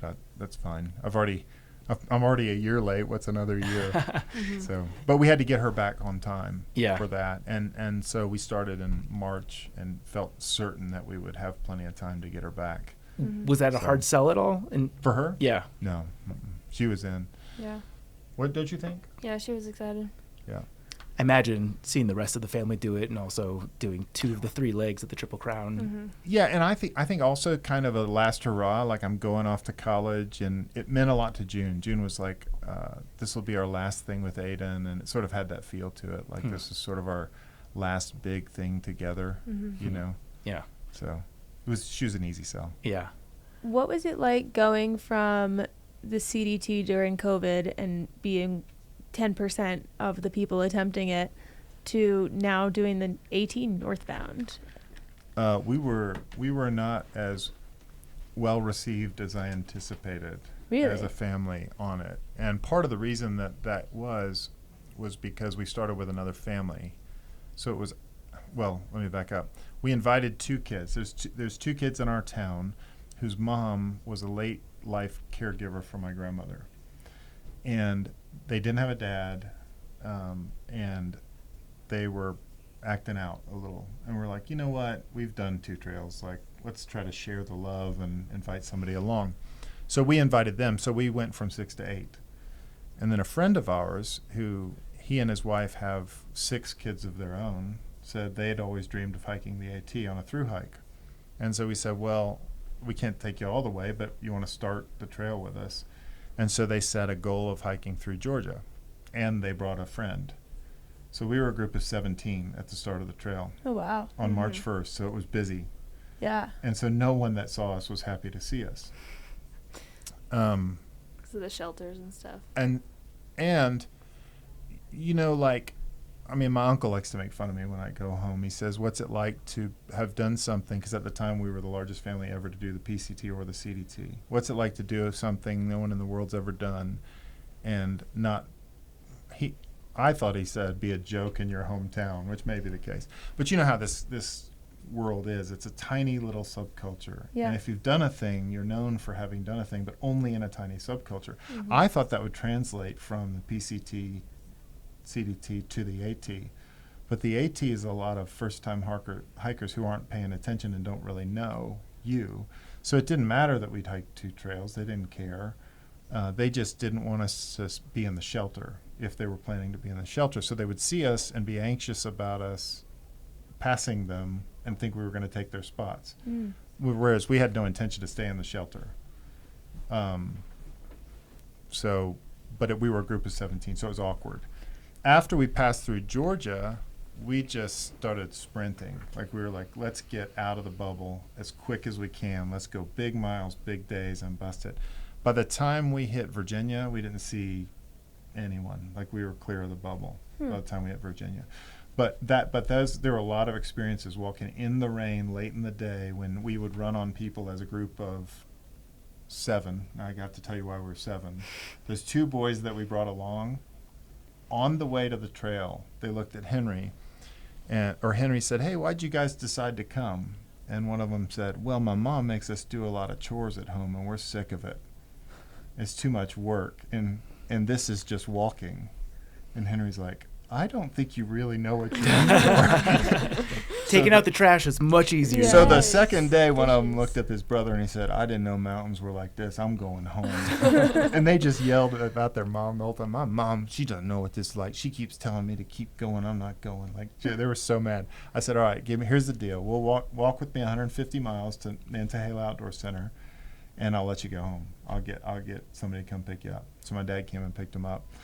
But second day, the oldest boy, his adopted boy from Uganda, he was 13 at the time. I think so. I don't remember. Wildly gregarious, the craziest, funniest, weirdest kid like you've ever seen. Impulsive, like incredible athlete. Looked at his dad second day and was like, I'm going the whole way. And so as soon as those 2 dropped out, I looked at Monica and said, it's your decision, but if we already have the food, we have the gear. If we want to swap out his gear for this better gear, we'll take this boy the whole way.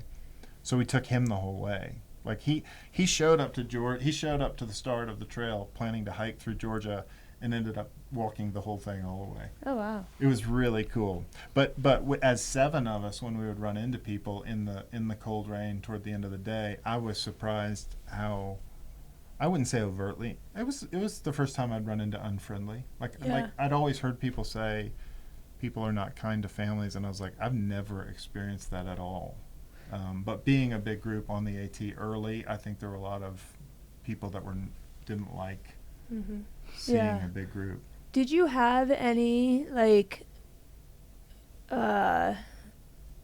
just, I don't know, how did you weigh the moral pros and cons with hiking as a big group? Because I know you'll see things like LNT and all kinds of stuff about overuse that suggests like a maximum size.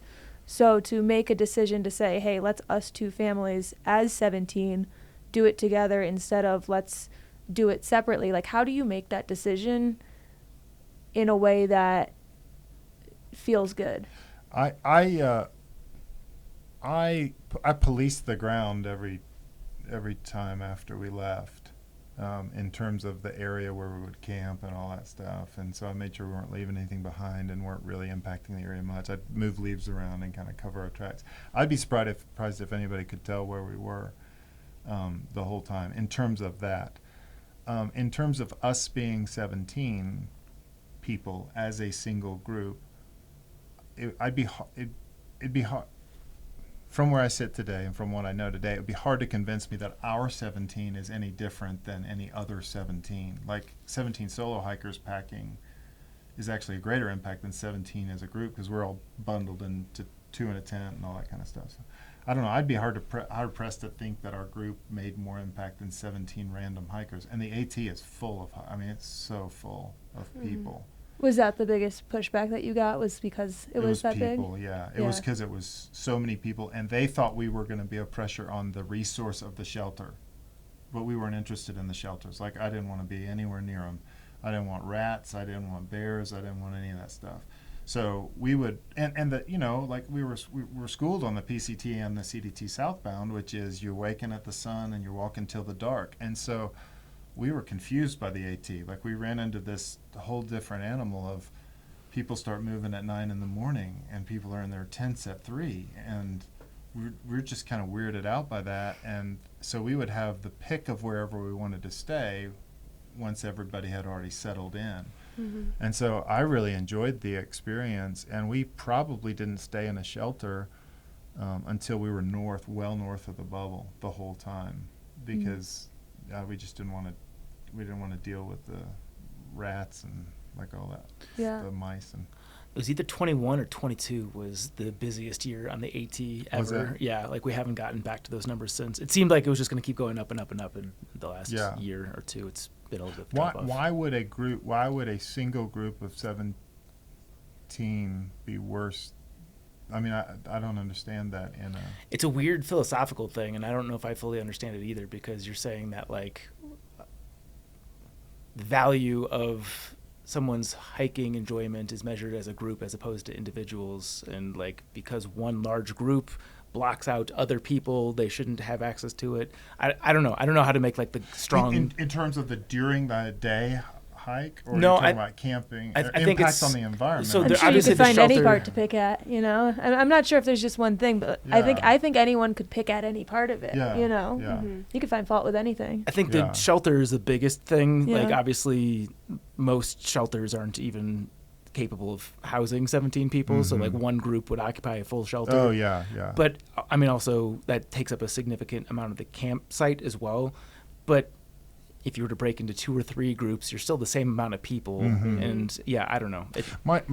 We went to hammocks. My nephew, who's hiked with us quite a bit, designed and sewed on his mom's commercial sewing machine hammocks for them that were, I think, all in tarp hardware hammock, 19 ounces or less. Like, they were amazing. It's crazy. Yeah. And so they hammocked. So we didn't need for footprints for the tent. We only needed 2, at times maybe 3, the whole time we were hiking. Yeah. So well, so you touched on the responses you were getting from people out on the trail. I know also the AT has a pretty unique online culture as well. Were you seeing any fun remarks through? No, I'm like, that's my problem. Maybe that's my problem with my book. The moment in my book is I am not very good at that part of it, like being seen. Like I'm good at not being seen. Like Like maybe it's because I did a PCT southbound and nobody does it, so nobody cares. Yeah. I did a CDT southbound during COVID, so nobody does it and nobody cares, you know. But we weren't. People talk about that getting pushback. Like I think the Crawfords got a lot of pushback. Yeah. But we're kind of like Monica and I, I'm 6'4", and you know, and we're noticeable. But like if we go to like Central America or something, we try to blend in everywhere we go. She's very aware and conscientious of people and stuff. So we didn't really run into that. Not on the trail. And when I say we ran into that, it would only be, as I'm saying, it's only on the way to a shelter in uncomfortable weather at the end of a day when walking past people. And in the beginning because of the bubble.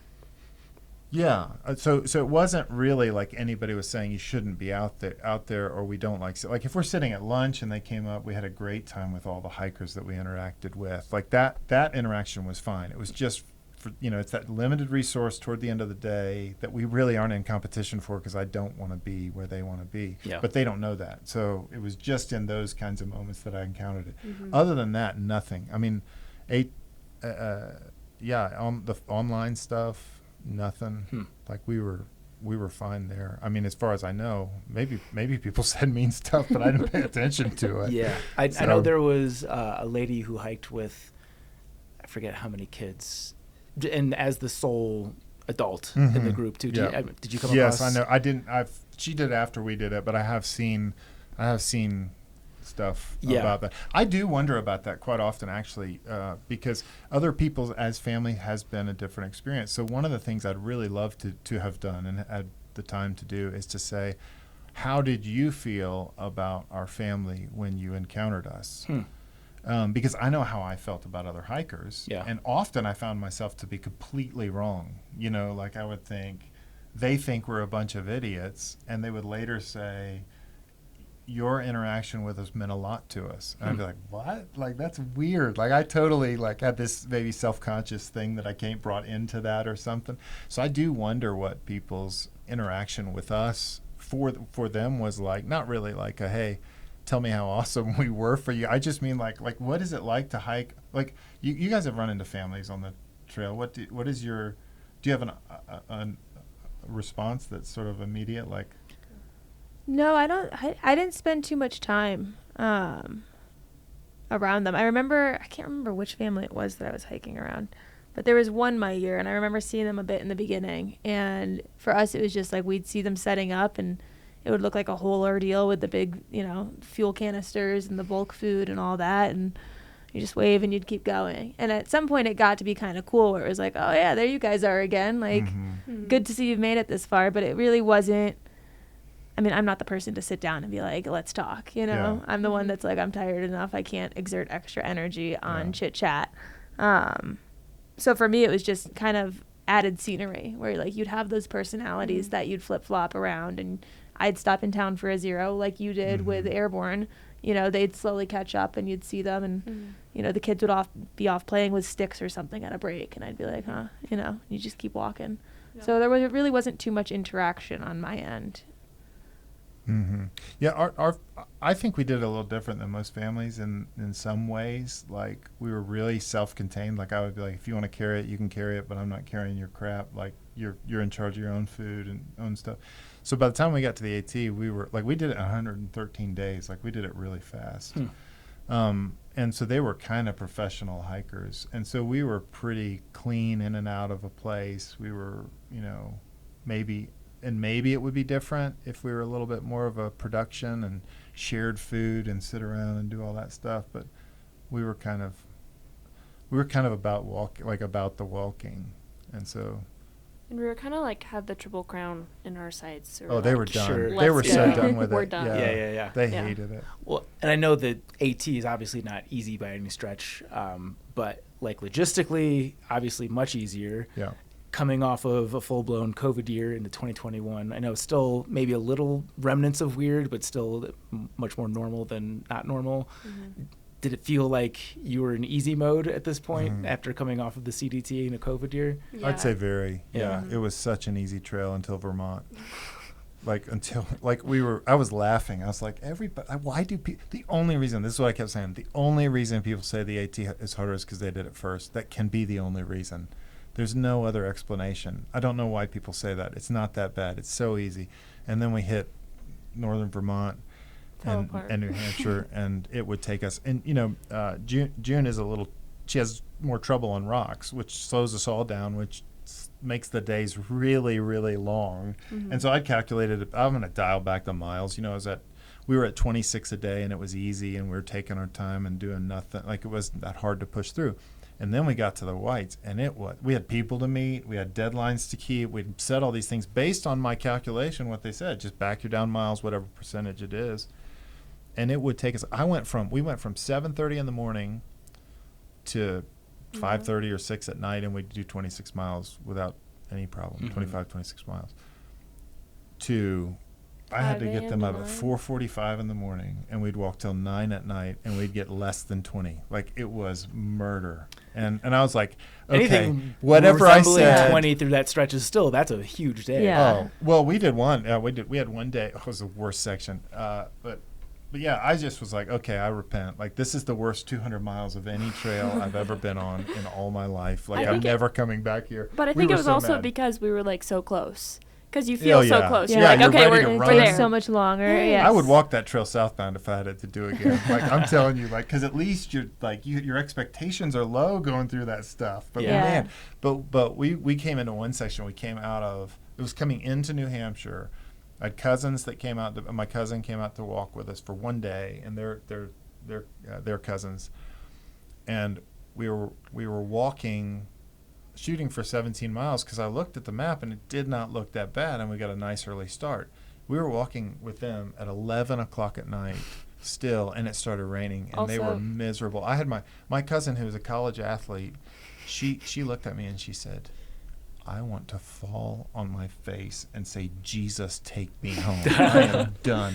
And she said, you have to count off the tenths of a mile. So I started, like I said, there's just 0.9 miles left. She said, I need to hear every point, every tenth of a mile. So I'd count it down, and then I realized about halfway through, we're 0.3 of a mile off trail to the shelter area. And I was like, how am I going to? So I started averaging it. I'd be like, I tried to average it to get it right. But it was miserable. And we woke up the next morning, and we had to walk them off a side trail down, or send them down a side trail. And it was pretty clean. So I was like, there's no big deal. You guys just go. Well, I don't know how they got coverage, or I had coverage, but I had coverage at the top of the hill. I just turned my phone on, and they got a call from her down at the bottom. She's in Maine, in the woods in Maine, headed toward a forest road, and she said, hey, we're seeing a lot of bear scat. Is that okay? And I said, well, there's 4 of you. That's fine. Like, you don't have to worry about bears. Just stay together. Well, yeah, but should we? I mean, we left the trail a while ago. I said, why did you get off the trail? So Henry, I was about to run back down there, and I was like, can you make it back to the trail? Can you get back to the trail? So she said, I think we can if we cross that creek that we crossed. So they were walking through a bog in Maine at the bottom of a hill, and likely never to make it out. But thankfully they got back. But that slowed us down quite a bit that day. So we did.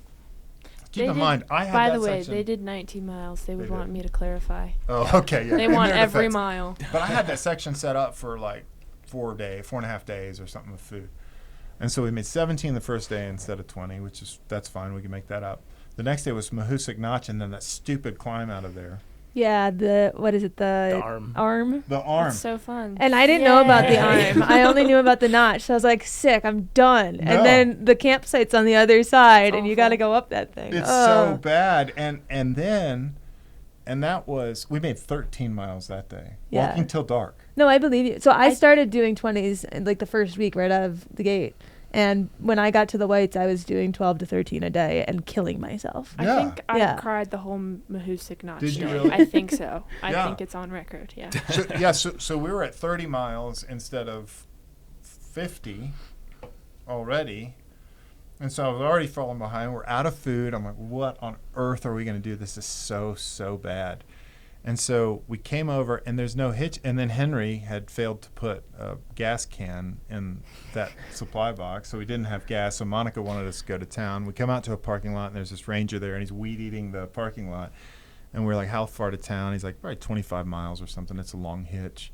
maybe Henry and I can go top up on food, buy some gas. He's like, what kind of gas? No, they won't have it there. So I'm like, oh, great. Well, we'll just walk to the next town. So, the kids had told him the situation and all that stuff.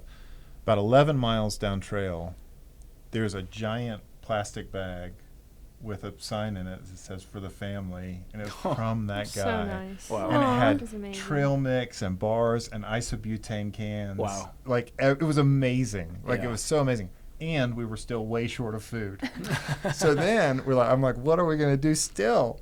So then we come the next morning, like maybe the next morning after that, we're hitting another road crossing that I'm going to hitch out and get some food from. And right as we come out, there's a big U-Haul van parked there, and it's some guy that had been inspired by Fresh Ground. It was two fat Fs and I think they got 2 fat Fs and something. I don't know what they had a funny trail name, but they were trying to emulate Fresh Ground, and they popped out and they were like, "Hey, you want sandwiches? You want food?" And so we topped up and made it through that whole section. It was amazing. Like, it was amazing. It was fun. So it took a lot longer than we wanted it to, Yeah. but Yeah. we made it through. Georgie, what was it like getting your first, I would imagine your first real exposure to trail magic? Obviously not at that point of the trail. I'm just talking about the AT in general. Fresh Ground really saved that trail for me. That trail was my least favorite of them all. Why is that? Lots of things. It was the last one. We were like almost done, but not really. The rain. I hate the rain. And the plus one that he decided to bring along. Didn't get along? Hi, Caden. Hi, Katahdin. Love you. No, he made it harder for me specifically because I think our personalities do not mix well. He was hilarious. He was so At funny. lunchtime, he would get up and he'd be like doing some peanut butter jelly time dance and like nonstop talking. And Monica would institute for the first time ever quiet time lunches. No one is allowed to speak. No one's allowed to speak. Not once. Yeah. Yeah. He definitely made it harder for me because it was just like this extra, I don't know. It was fun. He was funny. He was funny. He made it funny, but at some point you're just like at the end of the day and you're like, okay, guys. Sure. There's a different ingredient in the stew. Yeah, yeah. And at some point there was a lunch that we were like, we had crossed the river. I don't know what that river was. The one you have to cross in a canoe. Yeah, Kennebec. Yeah, so we were there and we got to the other side and we were going to have lunch. And there were the, like, skipping rocks down the lake, and I was just picking up a bunch and skipping them, or the river, sorry. And he was like, I picked up one. He was like, I will give you anything for that rock. Like, I will give you anything. And I said, anything? Listen, if you stay quiet the whole lunch, you are not allowed to speak a word. Not one word, then I will give you this rock. And he took the rock, and we stayed at that lunch spot for 3 hours on purpose. We were like, all right, let's stay. Let's sit. Let's soak savor in. this moment. We did, yeah. We Beautiful. extended that lunch on Yeah. purpose, and he was hating it. He was like, Yeah. But I also, like, it was fun for me because we kind of made bets. Like, I made a bet with him. I said, like, he was kind of like at the beginning, his family left. I'm sure it was hard because you're now with this other family. Now you're doing this terribly hard thing. And he was like, oh, gosh, I want to go home. And it was kind of not bringing me down necessarily, but, like, it was what I was feeling, and I didn't want to say it. And so I said, Caden, I will give you $50 if you do not say I want to go home 5 times between here and Maine. He said it 4 times. You allotted him 4, yeah. He said it 4 times, so I gave him $50 at the end of the trail. I gave it to him in pennies, and I dumped it on his bed. So, Money's money. it'll spin. yeah, it was great.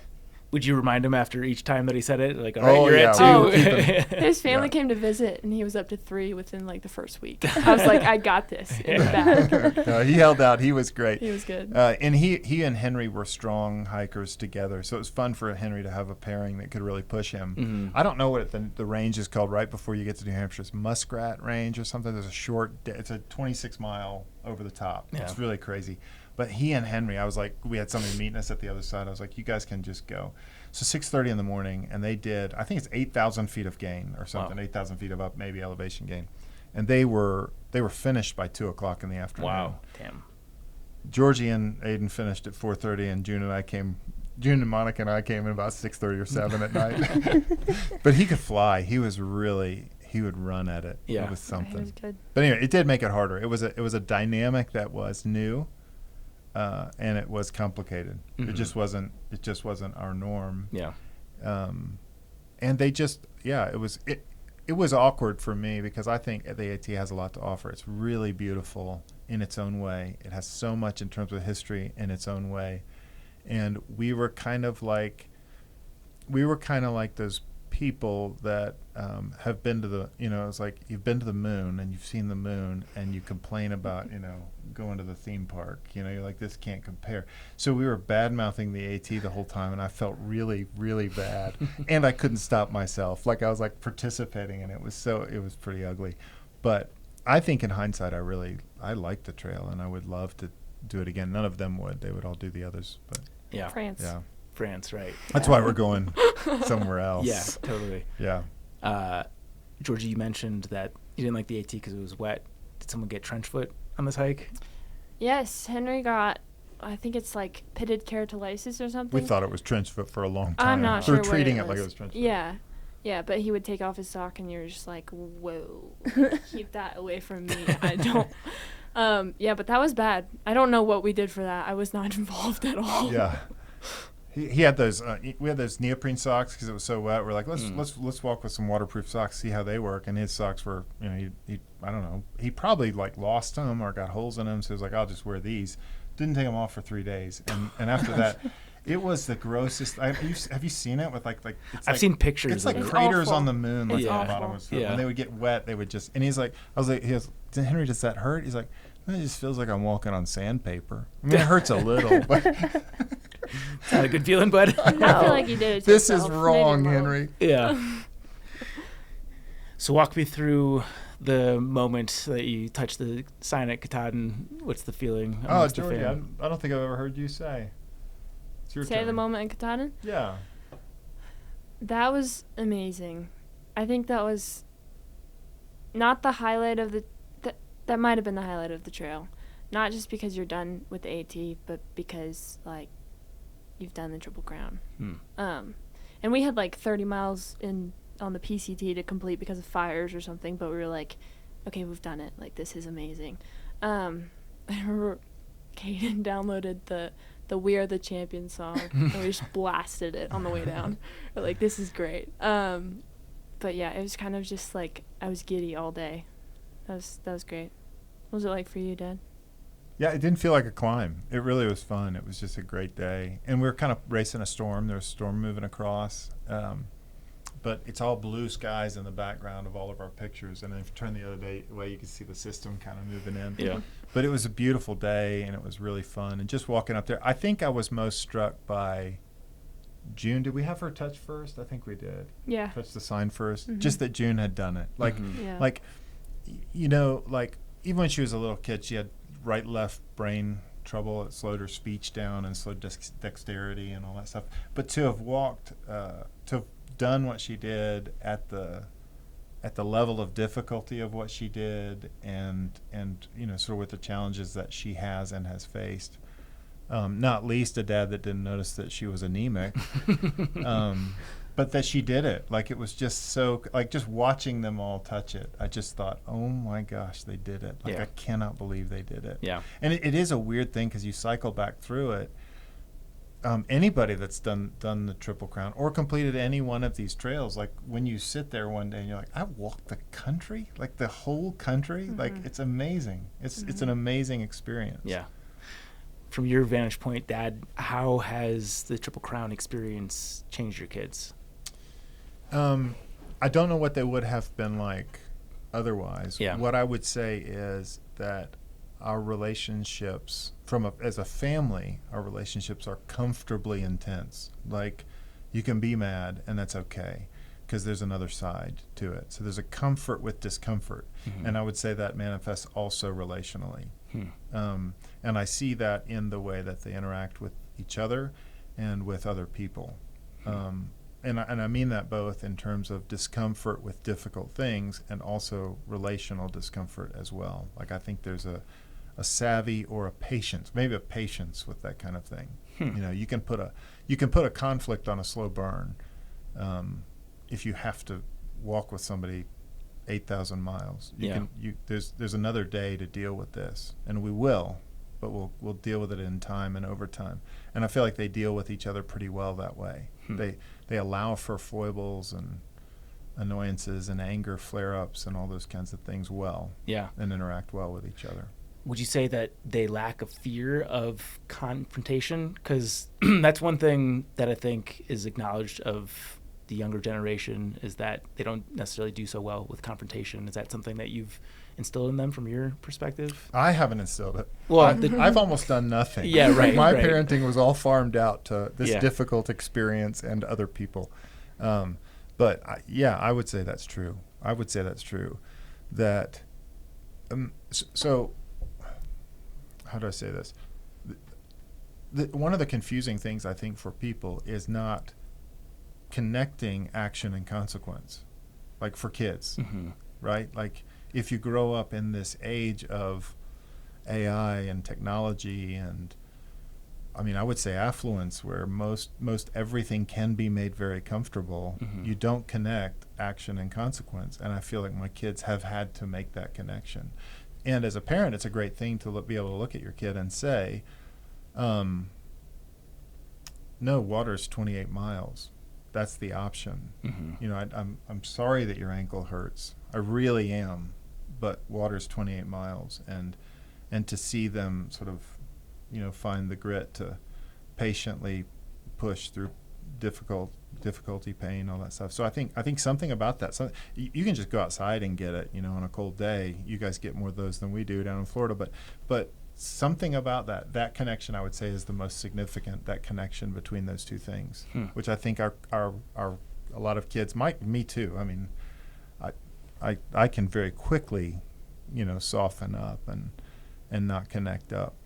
All of those things. But I would say that's the thing overall, that I look at them and I think they kind of get that in ways that a lot of other kids that I am around don't get. Yeah. The other thing I would say too, which is really fun, and I think I mentioned this earlier, but they can make fun of me a lot. Like they can be pretty rude to me, and increasingly so as they become adults. But I think there's a bond that we have that I'm grateful for, that I don't think goes away. I think, and I owe that to this. Sleeping on the ground next to them for over a year of our lives outside has to have contributed to that. Yeah. So, Georgie, for someone who is now at the end of high school and applying to colleges, you've made it to the end of homeschooling. Looking back on it, would you want to be homeschooled again? Would you want to go to public, private school in a more traditional sense? Or what would be your argument for or against it? Because I know a lot of people that are our ages that either have kids or are thinking about having kids, when they try to balance how do you thru-hike and raise kids, that is an option that comes to mind. But then you also think, is it the right option or not? As someone who's gone through it and is now at the other side, what is your takeaway from it in general? I say 100% homeschool again. I would do it. I really had no say, but I would do it if I did. I think it's certainly specific to the family. Like if we didn't have mom, I'm not saying you'd be a great teacher. You probably would be. Mom's a great teacher, and I think she has a lot to do with like how we still stayed on track. And I think that her just saying, okay, listen, like summer, you're just gonna do it again. Like you're just gonna do what you had to do. That's in the past. Like you did stuff, but you have to keep going. And I think she did a really good job with that. I think that, thru-hiking's not for every family. I'm not sure how we arrived at the conclusion that it was for us, but it worked.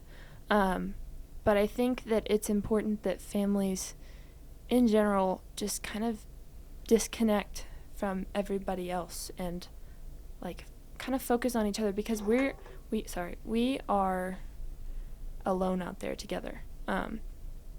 and doing a hard thing together. And I think that kind of creates respect between me and my siblings, and respect, like, for the parents, like, they're going through the same thing. And I don't think you really get that in, like, kind of this modern setting that's, like, I don't know, everybody's in different areas now. And I especially see it now because, like, Henry's working 3 jobs, June's at a ranch, Aiden's at college, Dad's writing a book, Mom's at nursing school, and I'm just doing my thing. Like, we're not in the same stage of life.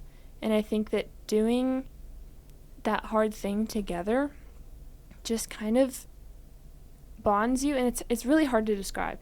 I couldn't really, like, put my finger on why that is, but it's just so connecting to do something together and to focus on each other, even if you don't like each other 100% of the time. I think that it's a good thing. And that's what I'd have to say about that. That's a good answer. I think people talk about the bonds that they build with their trail families. You guys are each other's trail families, and also your families, like that Built bond. in. Yeah, that Yep. bond continues even beyond the trail, so that makes perfect sense. Definitely don't want to skip over the Great Divide Trail, but based on where we are for time, I might just move through it a little bit faster. Give us the highlights. Do you have any highlights, George? I loved it. Was like the terrain was huge. It was beautiful. It was so much bigger than, I mean, we went for the AT to the Great Divide Trail, and it was just giant, and I loved that. I especially loved, we saw 6 grizzlies by 6 a.m. one morning.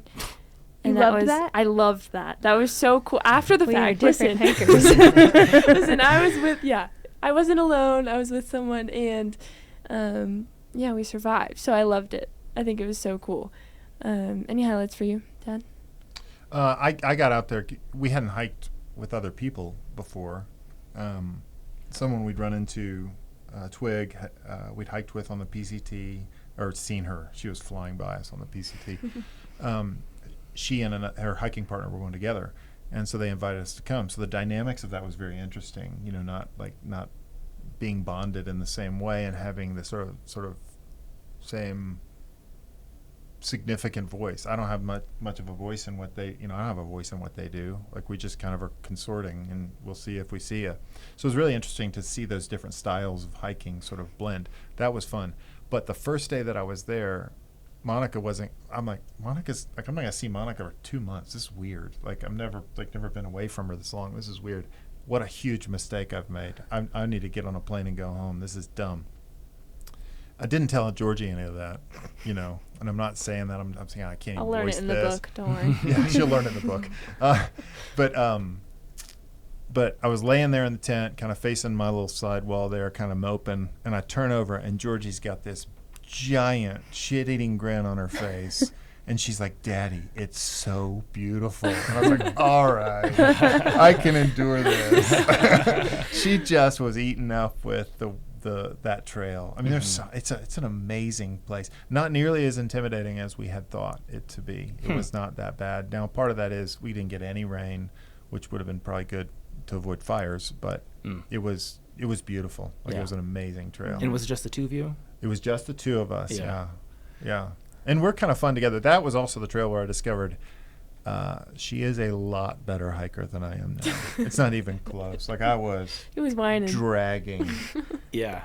I mean, I was like, this is I'd stop, and she filmed anything she filmed was making fun of me the I have whole a time. selfie of him, like, it's like me having fun and him just leaning on his trekking poles. Is that was more terrible. Georgie's getting taller, stronger, or reaching? It's probably an a advanced little stage? bit. It may be a little bit of We're going both. both I'm not directions. sure. Yeah, Yeah. but we're moving away from each other. I did not realize how far away we'd gotten. It was pretty bad. Yeah. But I do remember, like, about half the time she'd start filming me to make fun of me, I'd be like, "I'm so sorry, June. I'm so sorry.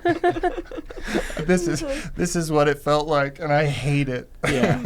It's got to be emotional for you, right? Because you think back to the PCT when Georgie's just a little wee one, and obviously you're waiting on her to keep up with the group, and look at you now. Yeah. That's crazy. She can also handle cold water better than you. Oh, yeah. That was fun. was so I made an fun. agreement with her. Her knee was hurting, and we were a little nervous about it. So we came up to, I don't know, Tornado Pass or something. I said, we got to get up there and go down the other side and see how your knee's feeling. If not, we'll take an alternate. If we have to take the alternate, I know you'd be disappointed. I'll jump in every body of water that you jump in. And so Punished him for that one. So she It was great. thinking, like, the colder the better. And she would go in, and I hate it. Like, I mean, I like it, I guess, but I hate it. I don't even like it afterward. I just hate it. I'm glad I did it, but I hate it. And so Georgie's like, it's so easy for her. So she would just go right in, and I'd take 5 minutes trying to work my way up to the great. courage. I never pushed you, though. I'm proud of myself. Were you tempted? Yes, very. You were standing on that rock for a really long time. You mentioned the fires. What was it like navigating the fire season? It was weird. It was just weird. I mean, I just had never. We'd not completed a trail yet, and so you sort of have this sort of image of you're a person that just completes trails. Like, come on, that's what happens. And so we were about halfway through, and we'd heard that there was one fire on Section D, and so we were anticipating some sort of workaround on that. And we woke up the next morning, and this lady came out of her tent and just said, "Hey, Jasper's on fire." And we're like, "What? Come on. You hear trail rumors all the time. There's absolutely no way that's true." And over the course of the next 3 hours or something, we had a Zoleo, and it was just blowing up. Like, everybody saying, "Get out, get out, get out." Mm-hmm. And so I looked at Georgie and I texted. Twig was also carrying a Zoleo, so I texted her and said, "Hey, we're out of here. We're going." And she wanted to wait it out and see what was what, but I was like, "No, this is real." And so we were about 35 miles from a road, and I was like, "How fast? You want to see if we can make it?" And so we just busted it all the way to within. We were out the next morning by 7:30 or something like that, and so it was really fun. We had a fun trip back, but it was sad to have to leave. By a fun trip, he's skipping over a hitchhike that I very rarely question your judgment that significantly, but when he said sure, I was like, what are we doing? Well, I hung a sign that said Banff because I thought nobody's going all the way to Calgary, so I hang the sign that says Banff, and this guy pulls over in a big panel van, and he's got potted plants and stuff like that, and I'm like, this is fine. He swings the door open, and he's like, "Hey, you mind pit bulls and a pot smoker?" And we're like, "No, that's no big He deal." goes, "Yeah, that's fine." I said, "That's fine." Well, I didn't. "Mama kill you." I didn't think he was. Honey, talking I'm writing a about book here. We need stories. I guess. So we climb in there, and Georgie's giving me all the looks. I'm like, "What are you worried about?" I mean, I was a little worried because And 3 vapes in the cup holder. I didn't notice that. So I didn't know he's an active while driving pot smoker. I thought it was just, I don't have any problem with that's fine, do your thing. But I didn't know he was driving and smoking. So there's a giant pit bull on his bed behind me the whole time, and I'm watching Georgie to try to gauge, like, which way do I move if this thing comes at me? And I'm a little nervous. And then the guy, he's so funny. He's funny dude. He's like standing up, and he's like, "This is great. You can stand up and look around." And every time he does, he kind of swerves, and it's like it's getting worse and worse. And then he's like, "And I got a cruise control. Hand me that thing." And he's got a metal bar. No, he dove for it. Swerves again, grabs it. Yeah, it was great. He's got a screw put in to his gas pedal. He hooks the metal bar on that, and he has it magnets, he's got a magnet on the side of the thing, and he just adjusts it based on the magnet. And he was so proud of it, he kept looking around to talk. And then he reaches into the cup holder and grabs one of the vapes. He's like, "Partake?" and he started smoking. Or I was just like, this is bad. So I had agreed. I said, "How far are you going?" Early on. He's like, "Oh, I'm going to Calgary." I was like, "Oh, cool. We can make it all the way to Calgary." No. We were about 15 kilometers in. About 4 times we almost hit the guardrail, and I was like, "You know what? We think we maybe want to go to Banff. Like, Banff would you sounds mind good. if we got off and went to Banff is Banff?" great. Tuck and roll. Oh, God. So we bailed a little early. Yeah, sure. But it was the cool thing was our whole family, like there's 5 of us, and they were all gathering in North Carolina for a family vacation. And it was probably the only thing. Like, we woke up that morning really disappointed to miss out on everything kind of north of us. But after about an hour and a half, we both looked at each other and said, "You know what? We're going to make it to the family vacation." So silver lining. Yeah, it was disappointing, but it was awesome. Yeah. Beautiful place. Like, Canada is amazing. Yeah. Yeah. Is the hitching culture difficult out there? Did we do it much? We only did from that road. We did that one hitch to Banff, and then we Oh, yes, we hitched did all have the a way to tough time. Calgary. It was Yeah. My hard. bad. It took about 5 hitches to get Yeah. to Calgary. Yeah. And some of them we thought we might never Yeah. get picked Obviously, there's up. at least one So- clear example of that. Yeah. Yeah. Yeah. Do you have to wait long? Like, obviously, I know what it is here, and I've done some in Europe as well. I don't know much about the Canadian hitchhiking scene. I think we waited long enough that we started walking, so it wasn't like terrible, but we were just like, okay, we might as well, move. Yeah. Yeah, I don't think it was terrible. We had a day and a half to get out, so I figured we'd be able to make it. Yeah. Hopefully. Sweet. Well, you got an exciting one on the deck here. Let's hear about that. Georgie? As a part of the international agreement, we decided on the Hex trek. It's in France, and I am genuinely probably the most excited about this one that I've probably ever been. But yeah, it's going to be an interesting trail. I'm excited. I'm in a weird mode because the GDT Twig did everything. I just was like, this is great. She scheduled campsites, everything. I didn't have to think. So all of a sudden I'm back in logistics mode, and I'm like, wait, extended stay visa? This thing just got a little more real. Yep. But everyone we've talked to, not everyone, many of the people we've talked to that have done portions of it say this will blow your mind. And so we are really, really very excited about this one. And I think we have to kind of do it a little bit expedited version. And so we're looking to kind of hit a couple low country pieces early to get her back in time for college in the fall. But you are looking to do the full thing? We want to do the Yeah. full thing. Yeah. So we want to start in May up at the north end, do I think about 500 kilometers, flip down to as low as we can get, and then walk back north and then flip back. So we'll do kind of a flip. Yeah. Why does Okay. that make it faster? Because you can get there early. If you're in the Alps too early, like mid-May, I think is when they say is the earliest you want to be there. Yeah. Oh, so you have time before you get to the Alps That's on right. the north. Yeah, and because then, we can't get back in time for college if not. right. Yeah. So the Alps aren't the northern part of the trail. You've got some that's passable, and then you hit it. That's right. Mhm. Got it. Yeah. That's my understanding. Yeah, We we'll hope. see. And we're Somebody's gonna gonna find out. Have you reached out to Lauren Rorick? Oh previous guest yes. podcast? Well, I did. So I messaged her because I just said, hey, can I Venmo you some money? Because everybody keeps sending me your PDF, and it seems a little unfair that you wrote a book. Having just written a book, Yeah. I'm very sympathetic to the fact that you spent all that time and Yeah. aren't getting paid. So I messaged her that, but it's been very helpful.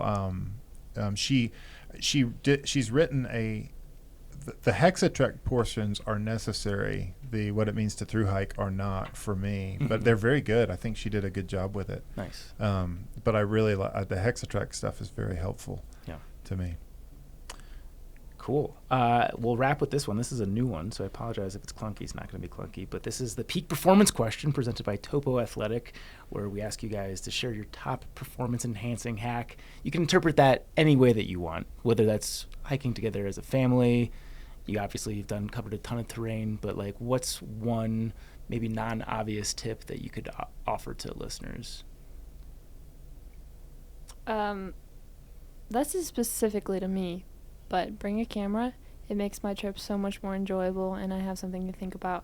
It's just like you're walking and you're like, oh, that'd be cool. Let me, get it out. And it just kind of occupies my mind, and it gets you up the hill because it's like, I know there's going to be something great on the other side.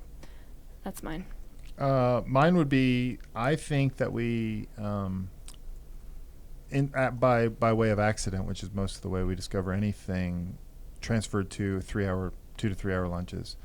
Mm-hmm. So we start before light, walk till we're tired, sit down and recover, and then can walk again hard in the afternoon after a long time of recovery. Yeah. So it's not for people that are trying to do 40 miles a day, but for people that can, you can get a lot of big miles in the afternoon after a recovered, and then you recover at night. So I think that really worked for us. Big lunch, cook at lunch if you're going to cook, and sit and recover, and then do the afternoon. I think that helped us as a family quite a bit. Yeah. Mm-hmm. Afternoon siesta sounds nice.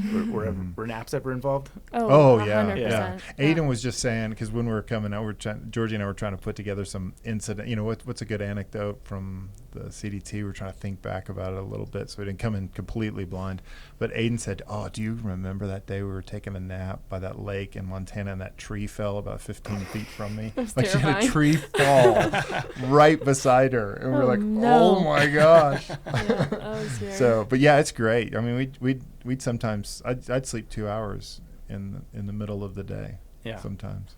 Mhm. Nice. User code TREKWINTER15 for 15% off at topoathletic.com. Georgie, Vince, thank you so much for joining us here on Backpacker Radio again. Obviously, before we wrap, say the book again, where they should get it, and where else people should go to keep up with the family. It's the book is Pretty Good at Walking, and it's available on Amazon and I think various other ways. I think I've seen it on Apple Books and stuff like that. So you get it on your e-readers. But yeah, Amazon is where I'm pointing most people. You can follow us on our Instagram. We kind of post daily stuff from the trail. That's Strawbridge Treks. And that's about it for us. Where did you source the guy who reads the audiobook? Because he does an excellent job. I feel like He's good. he's one of the 10 people that does audiobooks, because it sounds like I've heard his voice before. Oh, he's good. Yeah. I went on ACX and I listened for about, that's acx.com is Audible's sort of marketplace for that. And I spent probably 6 or 7 hours just listening to voices. Yeah. And I let Monica listen to my top 3. And she listened to that one and said it sounded the most like me. But also, There was a half second, and I'm like, oh, And- nice, Vince is reading it. I know. Well, people told me to read it, and Yeah. I did it 4 times. I read the first chapter 4 times and listened back, and I said, I am a terrible author. Like, I would not be good at this. I do not want to do it. I've also heard that the average author just reads 50% too fast for it to be consumable for an audiobook. Yeah, could 'Cause well you've seen be. it. I thought he did a great job, but also he is new to it and trying to break in, and so he was in my affordable range. Yeah. So Well, he's that made excellent. it- Yeah, no, made he it sounds quite like good. somebody who's done it for. But James is good. Yeah, Really good. I think he does theater, and I think he does some storytelling in the Southeast, like some festivals and stuff like that. So I think he's good. Yeah, I Yeah. think he did a very good job. Great choice. Yeah, well done with that. Sweet. Good job, That's Mom. it. Yeah, we'll put a bow on it. Thank you guys so much for joining us here on Backpacker Radio. To the Trek propaganda portion of today's show, got another one from our all-star Kelly. Title is it getting more expensive to thru-hike the Appalachian Trail? You can probably guess what this one's about. Is it getting more expensive to thru-hike the AT? It sure feels that way. You might think spending 6 months eating ramen in the forest would be a real money saver. Somehow that's generally not the case. I want you guys to read this one, but the takeaway is since we've started doing the AT Hiker Survey in 2016, pulling this year's numbers from the AT Hiker Survey, which you guys should check out. Link for that will be in the show notes. The cost has gone up by 50%. Yay, inflation. That's insane. I don't know. Can that just be inflation? Have costs risen that much? I don't know. Yeah, hard to say. But to put some numbers on it, this year, 2024, hikers spent an average of $7,600, and in 2016, the average was between 4 and 6. To get that 50% increase, I just took the midpoint, 5,000, and I can say 2019, I was around 6 for mine, but that doesn't really include. I was probably between 5 to 6, and that doesn't Yeah. include gear. yeah.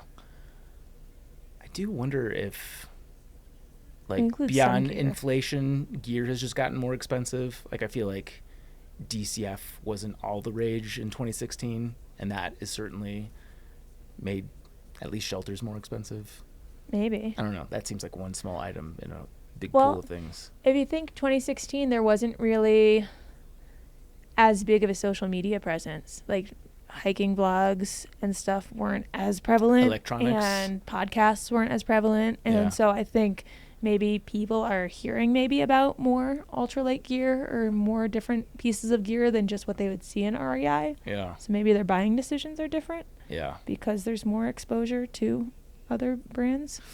Yeah. We'll have Who to knows?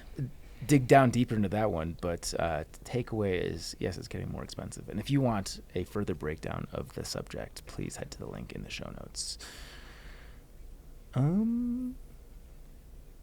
I'll just hit this one quickly because we love guest posts here at the Trek. This one is Thru-hiking with Eczema and How My Body Surprised Me Along the Way by Amanda Campbell. This piece did very well on the site, got a lot of really solid responses. So if you or somebody you know is considering doing any long-distance backpacking with eczema, highly encourage you to check out this piece. Okay, question of the day. I think this is me. Okay, I was going to say, I don't remember this, but it feels like something my weird brain would think. I remember having this moment about being like, anyways, how far from a star must you be before it's safe to stare? Thinking, like, obviously you can look at constellations. Oh, that's great and fun. But if you look at the sun for a little bit too long, you go blind. So it crossed my mind is like, how far away does the sun have to be before it's actually safe? That's a great question. And I'm not sure, because I was also thinking maybe there's a too far place, because can't you strain your eyes from trying to look at something too small? Like maybe like squinting and trying to see the too far stars also isn't great. I mean, it's not going to burn your eyes out the way staring at the sun would, but that I don't know, but conceivably. I think if the sun, there was a penis joke. If it was smaller. Straining to see them too small. I didn't take it though. Oh, I didn't. I missed that too. It would have to be smaller. It'd have to be further away. I think there's too much fire too close for where the sun currently is. But yeah, how much further? So I will admit that I came up with my answer and then I looked it up because I actually wanted to know. Really? This is one of the few where I'm like, I have no idea, and I'm really curious. So, so I was first going to go with like, oh, well, maybe if it was the size of a quarter when you look at it. And then I was trying to think, how big is the sun when you look at it? It's probably smaller than a quarter. Like if you were to hold one up. Do you think it would be bigger or smaller than a quarter? How far away is the quarter? If you held a quarter at arm's length, would the sun... Whose arm? My arm. Okay. Would the sun be the same size or would it be smaller? It's a good question, because it's not like it's not like the moon where there's like a definitive line. It's like... Right. So maybe if it was the size of like a dime? Yeah. That would definitely burn less, but that still feels maybe too big. Yeah. Maybe... But a star would be obviously fine because we've stared at those. And that's probably the size of like, what, a sprinkle? Sprinkle's a good one. So we're looking between a sprinkle and a dime. Yeah. So how does that translate to in distance? So you need like someone really good at math. Well, yeah. So I'll give my actual just guess of an answer, which ended up being not even relevant.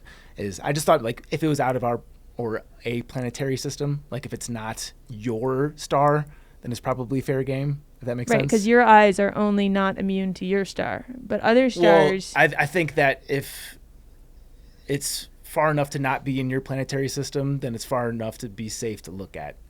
If that makes sense. So like so you would burn your eyes if you're on Pluto looking at the sun, but if you're looking at any other star, then it's okay. I feel like you're just making a fancy way of saying that it's okay to look at stars. Because that's true. It is okay to look at stars. Yeah, but the sun is also a star. Right, it's just not our star. Yeah. You can look at other stars, but you can't look at your own star. Exactly, yeah. That seems very obvious. Well, I mean, that was the best answer I could come up with because I don't know how you come up with it. So putting it into ChatGPT, it gave a very complex equation. So somebody's going to listen to this and be like, ChatGPT is full of shit, because obviously it spits out incorrect stuff all the time. But through the equation that it ran out, and I specifically gave the input of a star that was the size roughly our sun. That's a big caveat, because like if you have a sun that's 10 times the size of our star, or you have a star that's 10 times the size of our sun, that changes it greatly. Right. But if it's our sun size star, it'd have to be 259 light years away.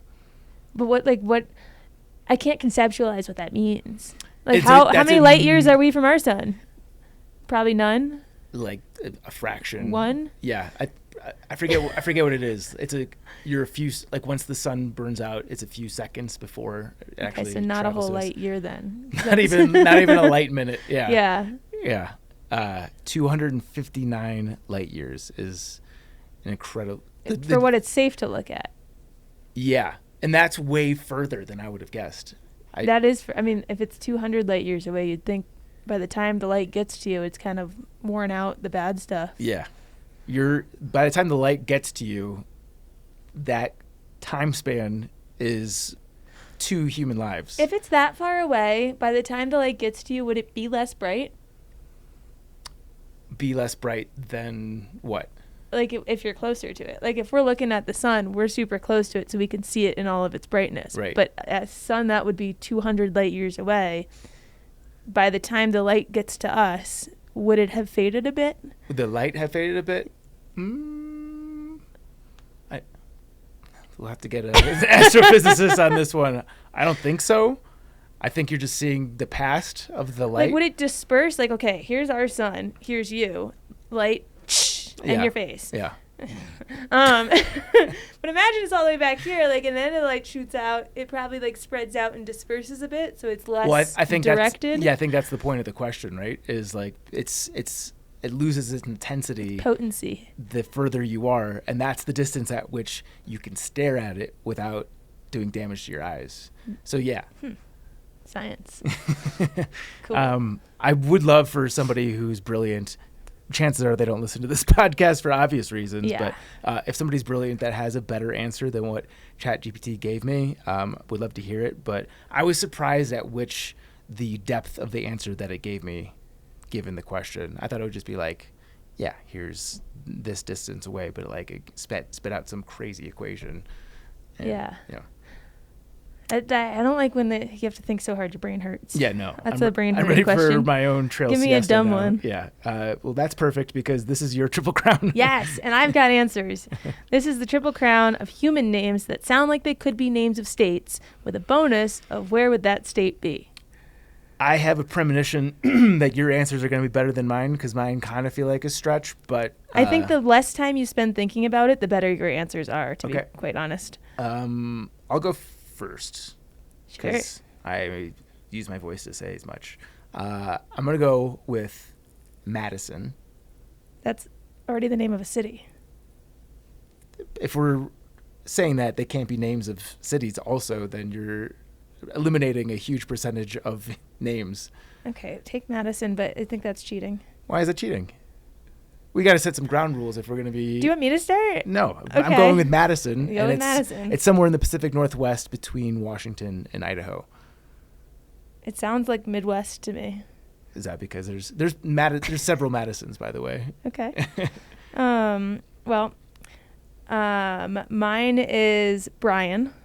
Okay. And Bryan is a state that lives right above Nebraska. Okay. I guarantee you there's a Bryan city somewhere. Neither here nor there. This one might actually be a city somewhere. Now that I'm thinking about it, it sounds like it could be.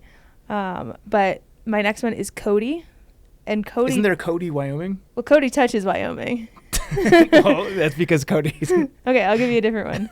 My other one is Ashley, and I think Ashley would also be near Idaho. I like how you shit on mine and then yours immediately violated the same exact rules. Where's Ashley? I'm telling you about Cody. Well, I switched it. I gave you Ashley. Okay, I'm sure there's Ashley. Cities named Ashley. Just wait till you're my third. Ashley, North Dakota. Ashley, Missouri. Ashley, West Virginia. Ashley, Ohio. Ashley, Pennsylvania. Ashley, Illinois. Yeah, but like whoever goes there. Yeah. Okay. So Okay, Madison's like a big one though. That's like a super obvious. it's not a state. It's like maybe in like Albany would be a great state. But that's not even a name. It could be. I think you're missing the criteria of your own thing. It Okay, can't what's be a your state next and it one? has to be a common name. What's your next one? My next one is Grant. And probably feeling this because it's Grants is in New Mexico, but I definitely feel like this is in the Southwest. I think it would just probably take over Arizona. Arizona's gone. It's just Grant now. It was giving me Montana vibes, but Okay. like in place of, not next to. Okay. Do you get one more? Yes. My last one, I do have one honorable mention, is Grace, and it's definitely in like the Bible Belt. Probably, it's like a perfect circle between it's near Nashville. Georgia and South Carolina. Yeah, Grace touches Tennessee somewhere. Yeah. My next one is probably gonna make me get shit on for our past part of this Just conversation. more hypocrisy. Yeah, I'm a hypocrite. My last one is Victoria. And this is a state that is anywhere coastal from mid-Atlantic to New England. In between those. Yeah. It gets tucked in. How many Victorias are there? We obviously know BC.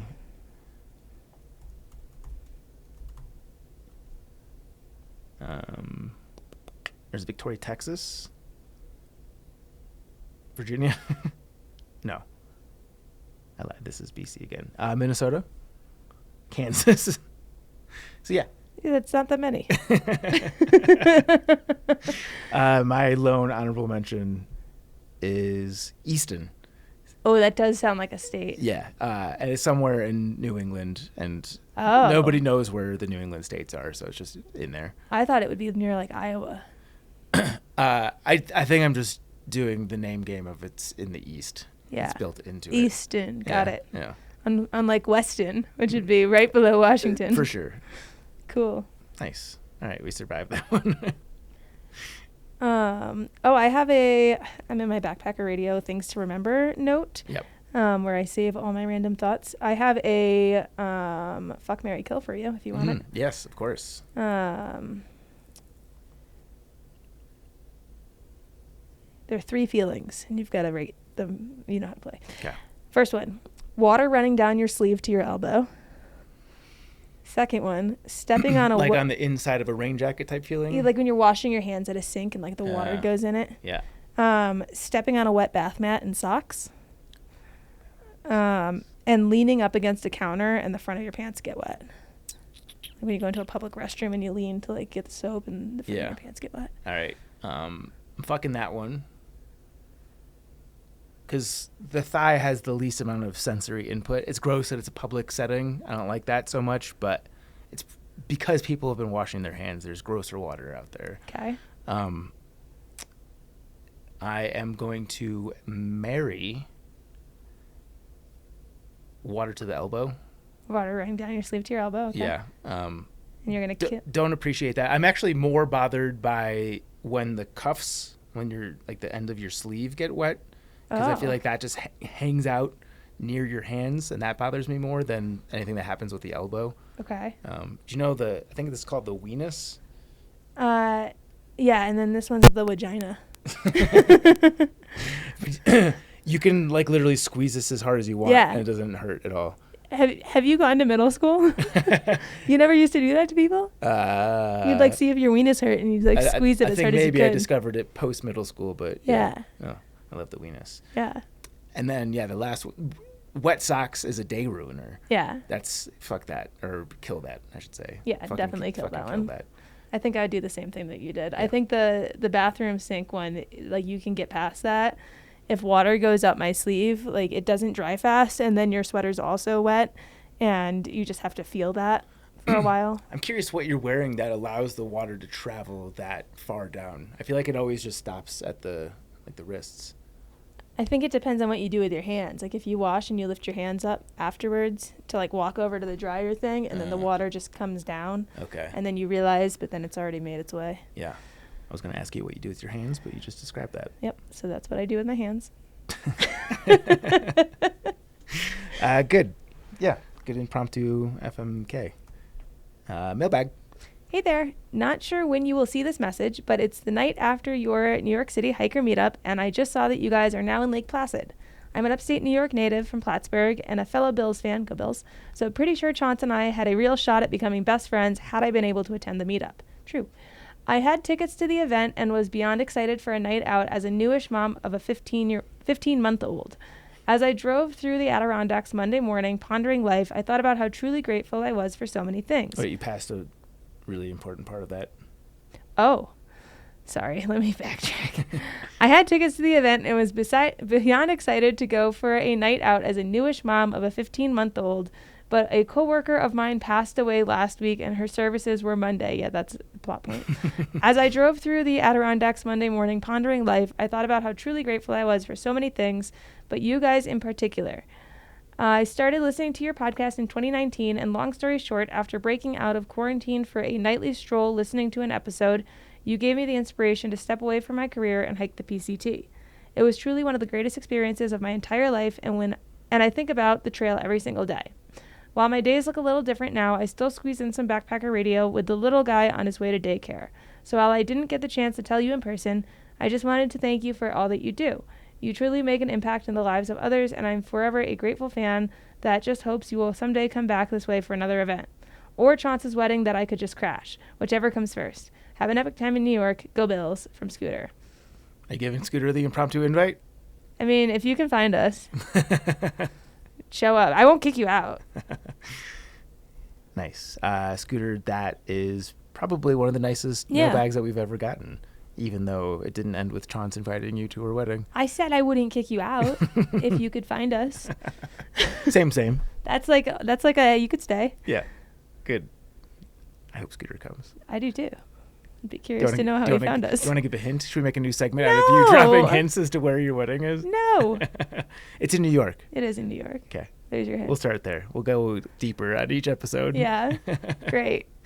If you guys want to have your email read on this podcast, head on over to our email us at podcast@thetrek.co. Okay, here we go. 5-star review.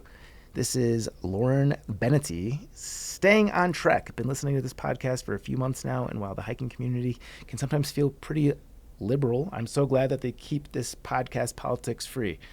Love the stories, love the banter, love the trek. Thank you, Lauren. We talked about politics. We talked about the mountain lion thing a few episodes ago. Was that political? Oh, yeah, because we talked about what we voted for. Yeah, we did bring up voting. Look at us. We haven't gotten any hate mail on that, which makes me think that probably hasn't No one listened aired, that far? or like it hasn't aired yet because lags. No, I bet that has come out. People aren't I pissed off feel like about our that mountain has. lion hunting takes, which Yeah. makes me feel a little sad, quite frankly. Why? Because the hate is how I feel love. Should Means we you guys are do listening. a new segment that's in between mailbag and 5-star review, and it's just like a Zach bash? Well, I think if you've got beef with us, give us a 5-star review on Apple, and we'll take it up Yeah, there. we'll read it. Yeah. I take things really personally, so your point will hit home. Yeah, nice. Speaking of which, if you guys want to hear your review read on this podcast, head on over to Apple Podcasts and leave us any number of stars. I miss having a live audience where they could do the part. I know, that was fun. Yeah, just not 1, 2, 3, or 4. I did listen to a chunk of the live episode. We were on point on that one. Were we good? I think we were the right amount of drunk because, we were having fun. Oh, good. Yeah. I think the dead dog stuff probably added a little pizzazz. Yeah, you had to go there, Chaunce. I didn't do it. I didn't bring it up then. I just played with the cards that were given. Yeah. Shout out to today's title sponsor, Topo Athletic. So this is a little bit of breaking news. I don't know if I sent this in a text. Maybe I did. I think I did. So the article you did. Yeah, the article hasn't come out as of this recording, but as of the publication of this episode, it will have. We're releasing, as part of the AT Hiker Survey, we do different categories of all the big gear, and the top footwear brand for the year of 2024 was Topo Athletic. That kind of blows my mind. I agree. And nothing against Topos. Obviously, we love them. We wouldn't have them on our table and be like doing title sponsorships with them if we didn't.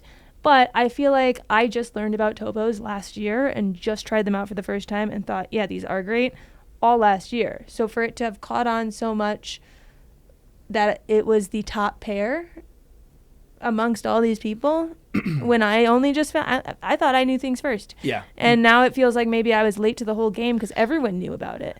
I forget there's some like marketing flow chart of the way that people adopt things. There's like the mavens, the early adopters, and the laggards. I'm the sheep now. No, I think you and I probably are on like the early adopter side of the spectrum. I'm doing thru-hiking coaching right now, and like the guy that I'm chatting with doesn't know basically any of the gear that I'm reporting to him. So I think he's a lawyer, so he's very busy. He doesn't have time to be digging into the stuff.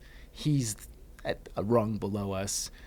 We're the early adopters, and I think we're early adopters because we've got such awesome access to all the amazing reviewers that come through the trek, which is how I learned about Topo Athletic and also the previous thru-hiker surveys. I think they first popped up on the survey in 2022, I want to say.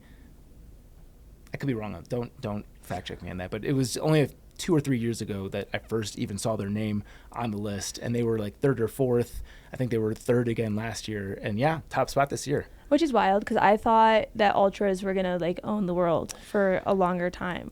The more things change, the more they stay the same. I know. Back when I got into this, it was Brooks was all the rave. The Cascadias dominated, and then one of their models changed something crucial, and then they kind of just lost favor with the thru-hiking world. And then Ultra had been the top spot for a long time. So Ultra still has the top model of shoe. I think the Lone Peak was still the top. You guys should go to the article. By the time this comes out, the article will be out too. So I haven't actually seen it yet. I just got the data back to me.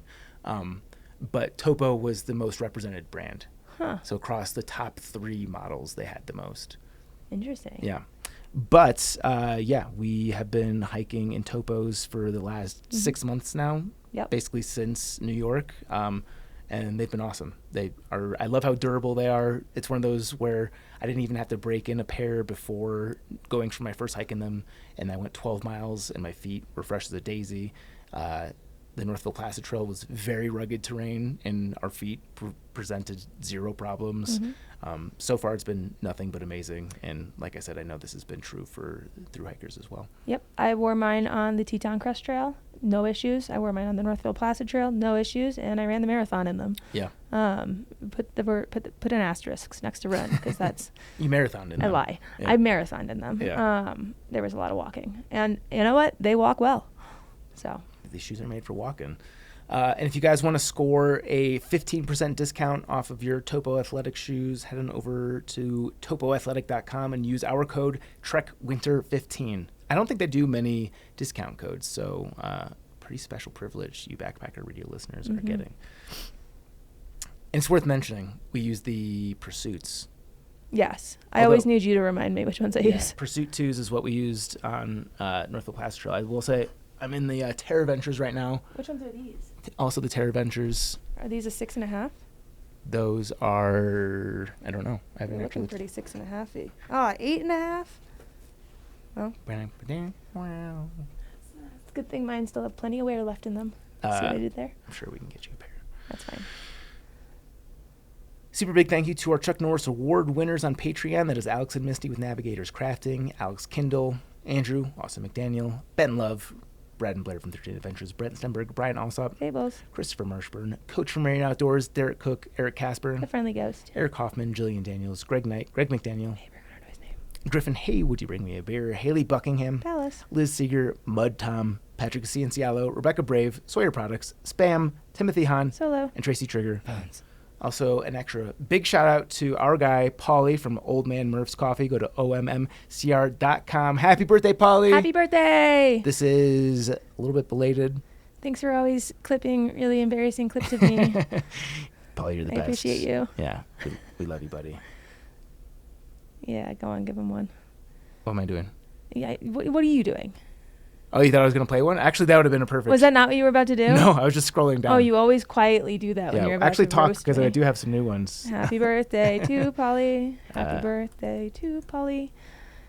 Happy birthday to Polly. Thanks for always embarrassing me. I think we're there. Yeah. Oh, shit. Are you I'm one? not Are you plugged two? in two. Are you three? Are you four? Are you? Are you five? Yep, that's me as a turkey.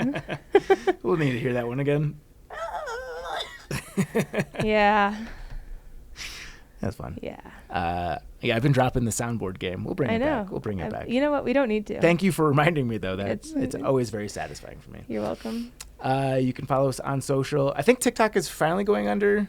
I still don't see that happening. I feel like I've been saying this for 9 months now. I don't so see maybe that happening. It's never going to happen. But at Backpacker Radio on TikTok and Instagram, at Backpacker Pod on X, Facebook.com/Backpacker Radio. You can follow Chaunce. You can find me on Instagram at Juliana_Chauncey. You can watch my hikes on YouTube at Juliana Chauncey. And you can get my book, Hiking from Home, a long distance hiking guide for family and friends, on Amazon. Appalachian Trials and Pacific Crest Trials are my books. And we will both be very appreciative of a review on Amazon. Subscribe and follow us on Apple Podcasts, Spotify, or wherever you consume podcasts. Follow us on YouTube. Hi, Internet. YouTube has been a hoot, especially if you guys caught the live episode, Jabba getting his beard shaved. I got some insider intel about how his day unfolded after that. How did it unfold? Probably after podcast conversation. Oh, boy. Yeah, but everyone had a lot of fun, and especially people who watch us on YouTube. Okay, that is it for... Do you have something you want to say? No, I just think I remembered what happened. Oh, yeah. That's it for today's show. Thank you so much for listening, and happy hiking. Bye.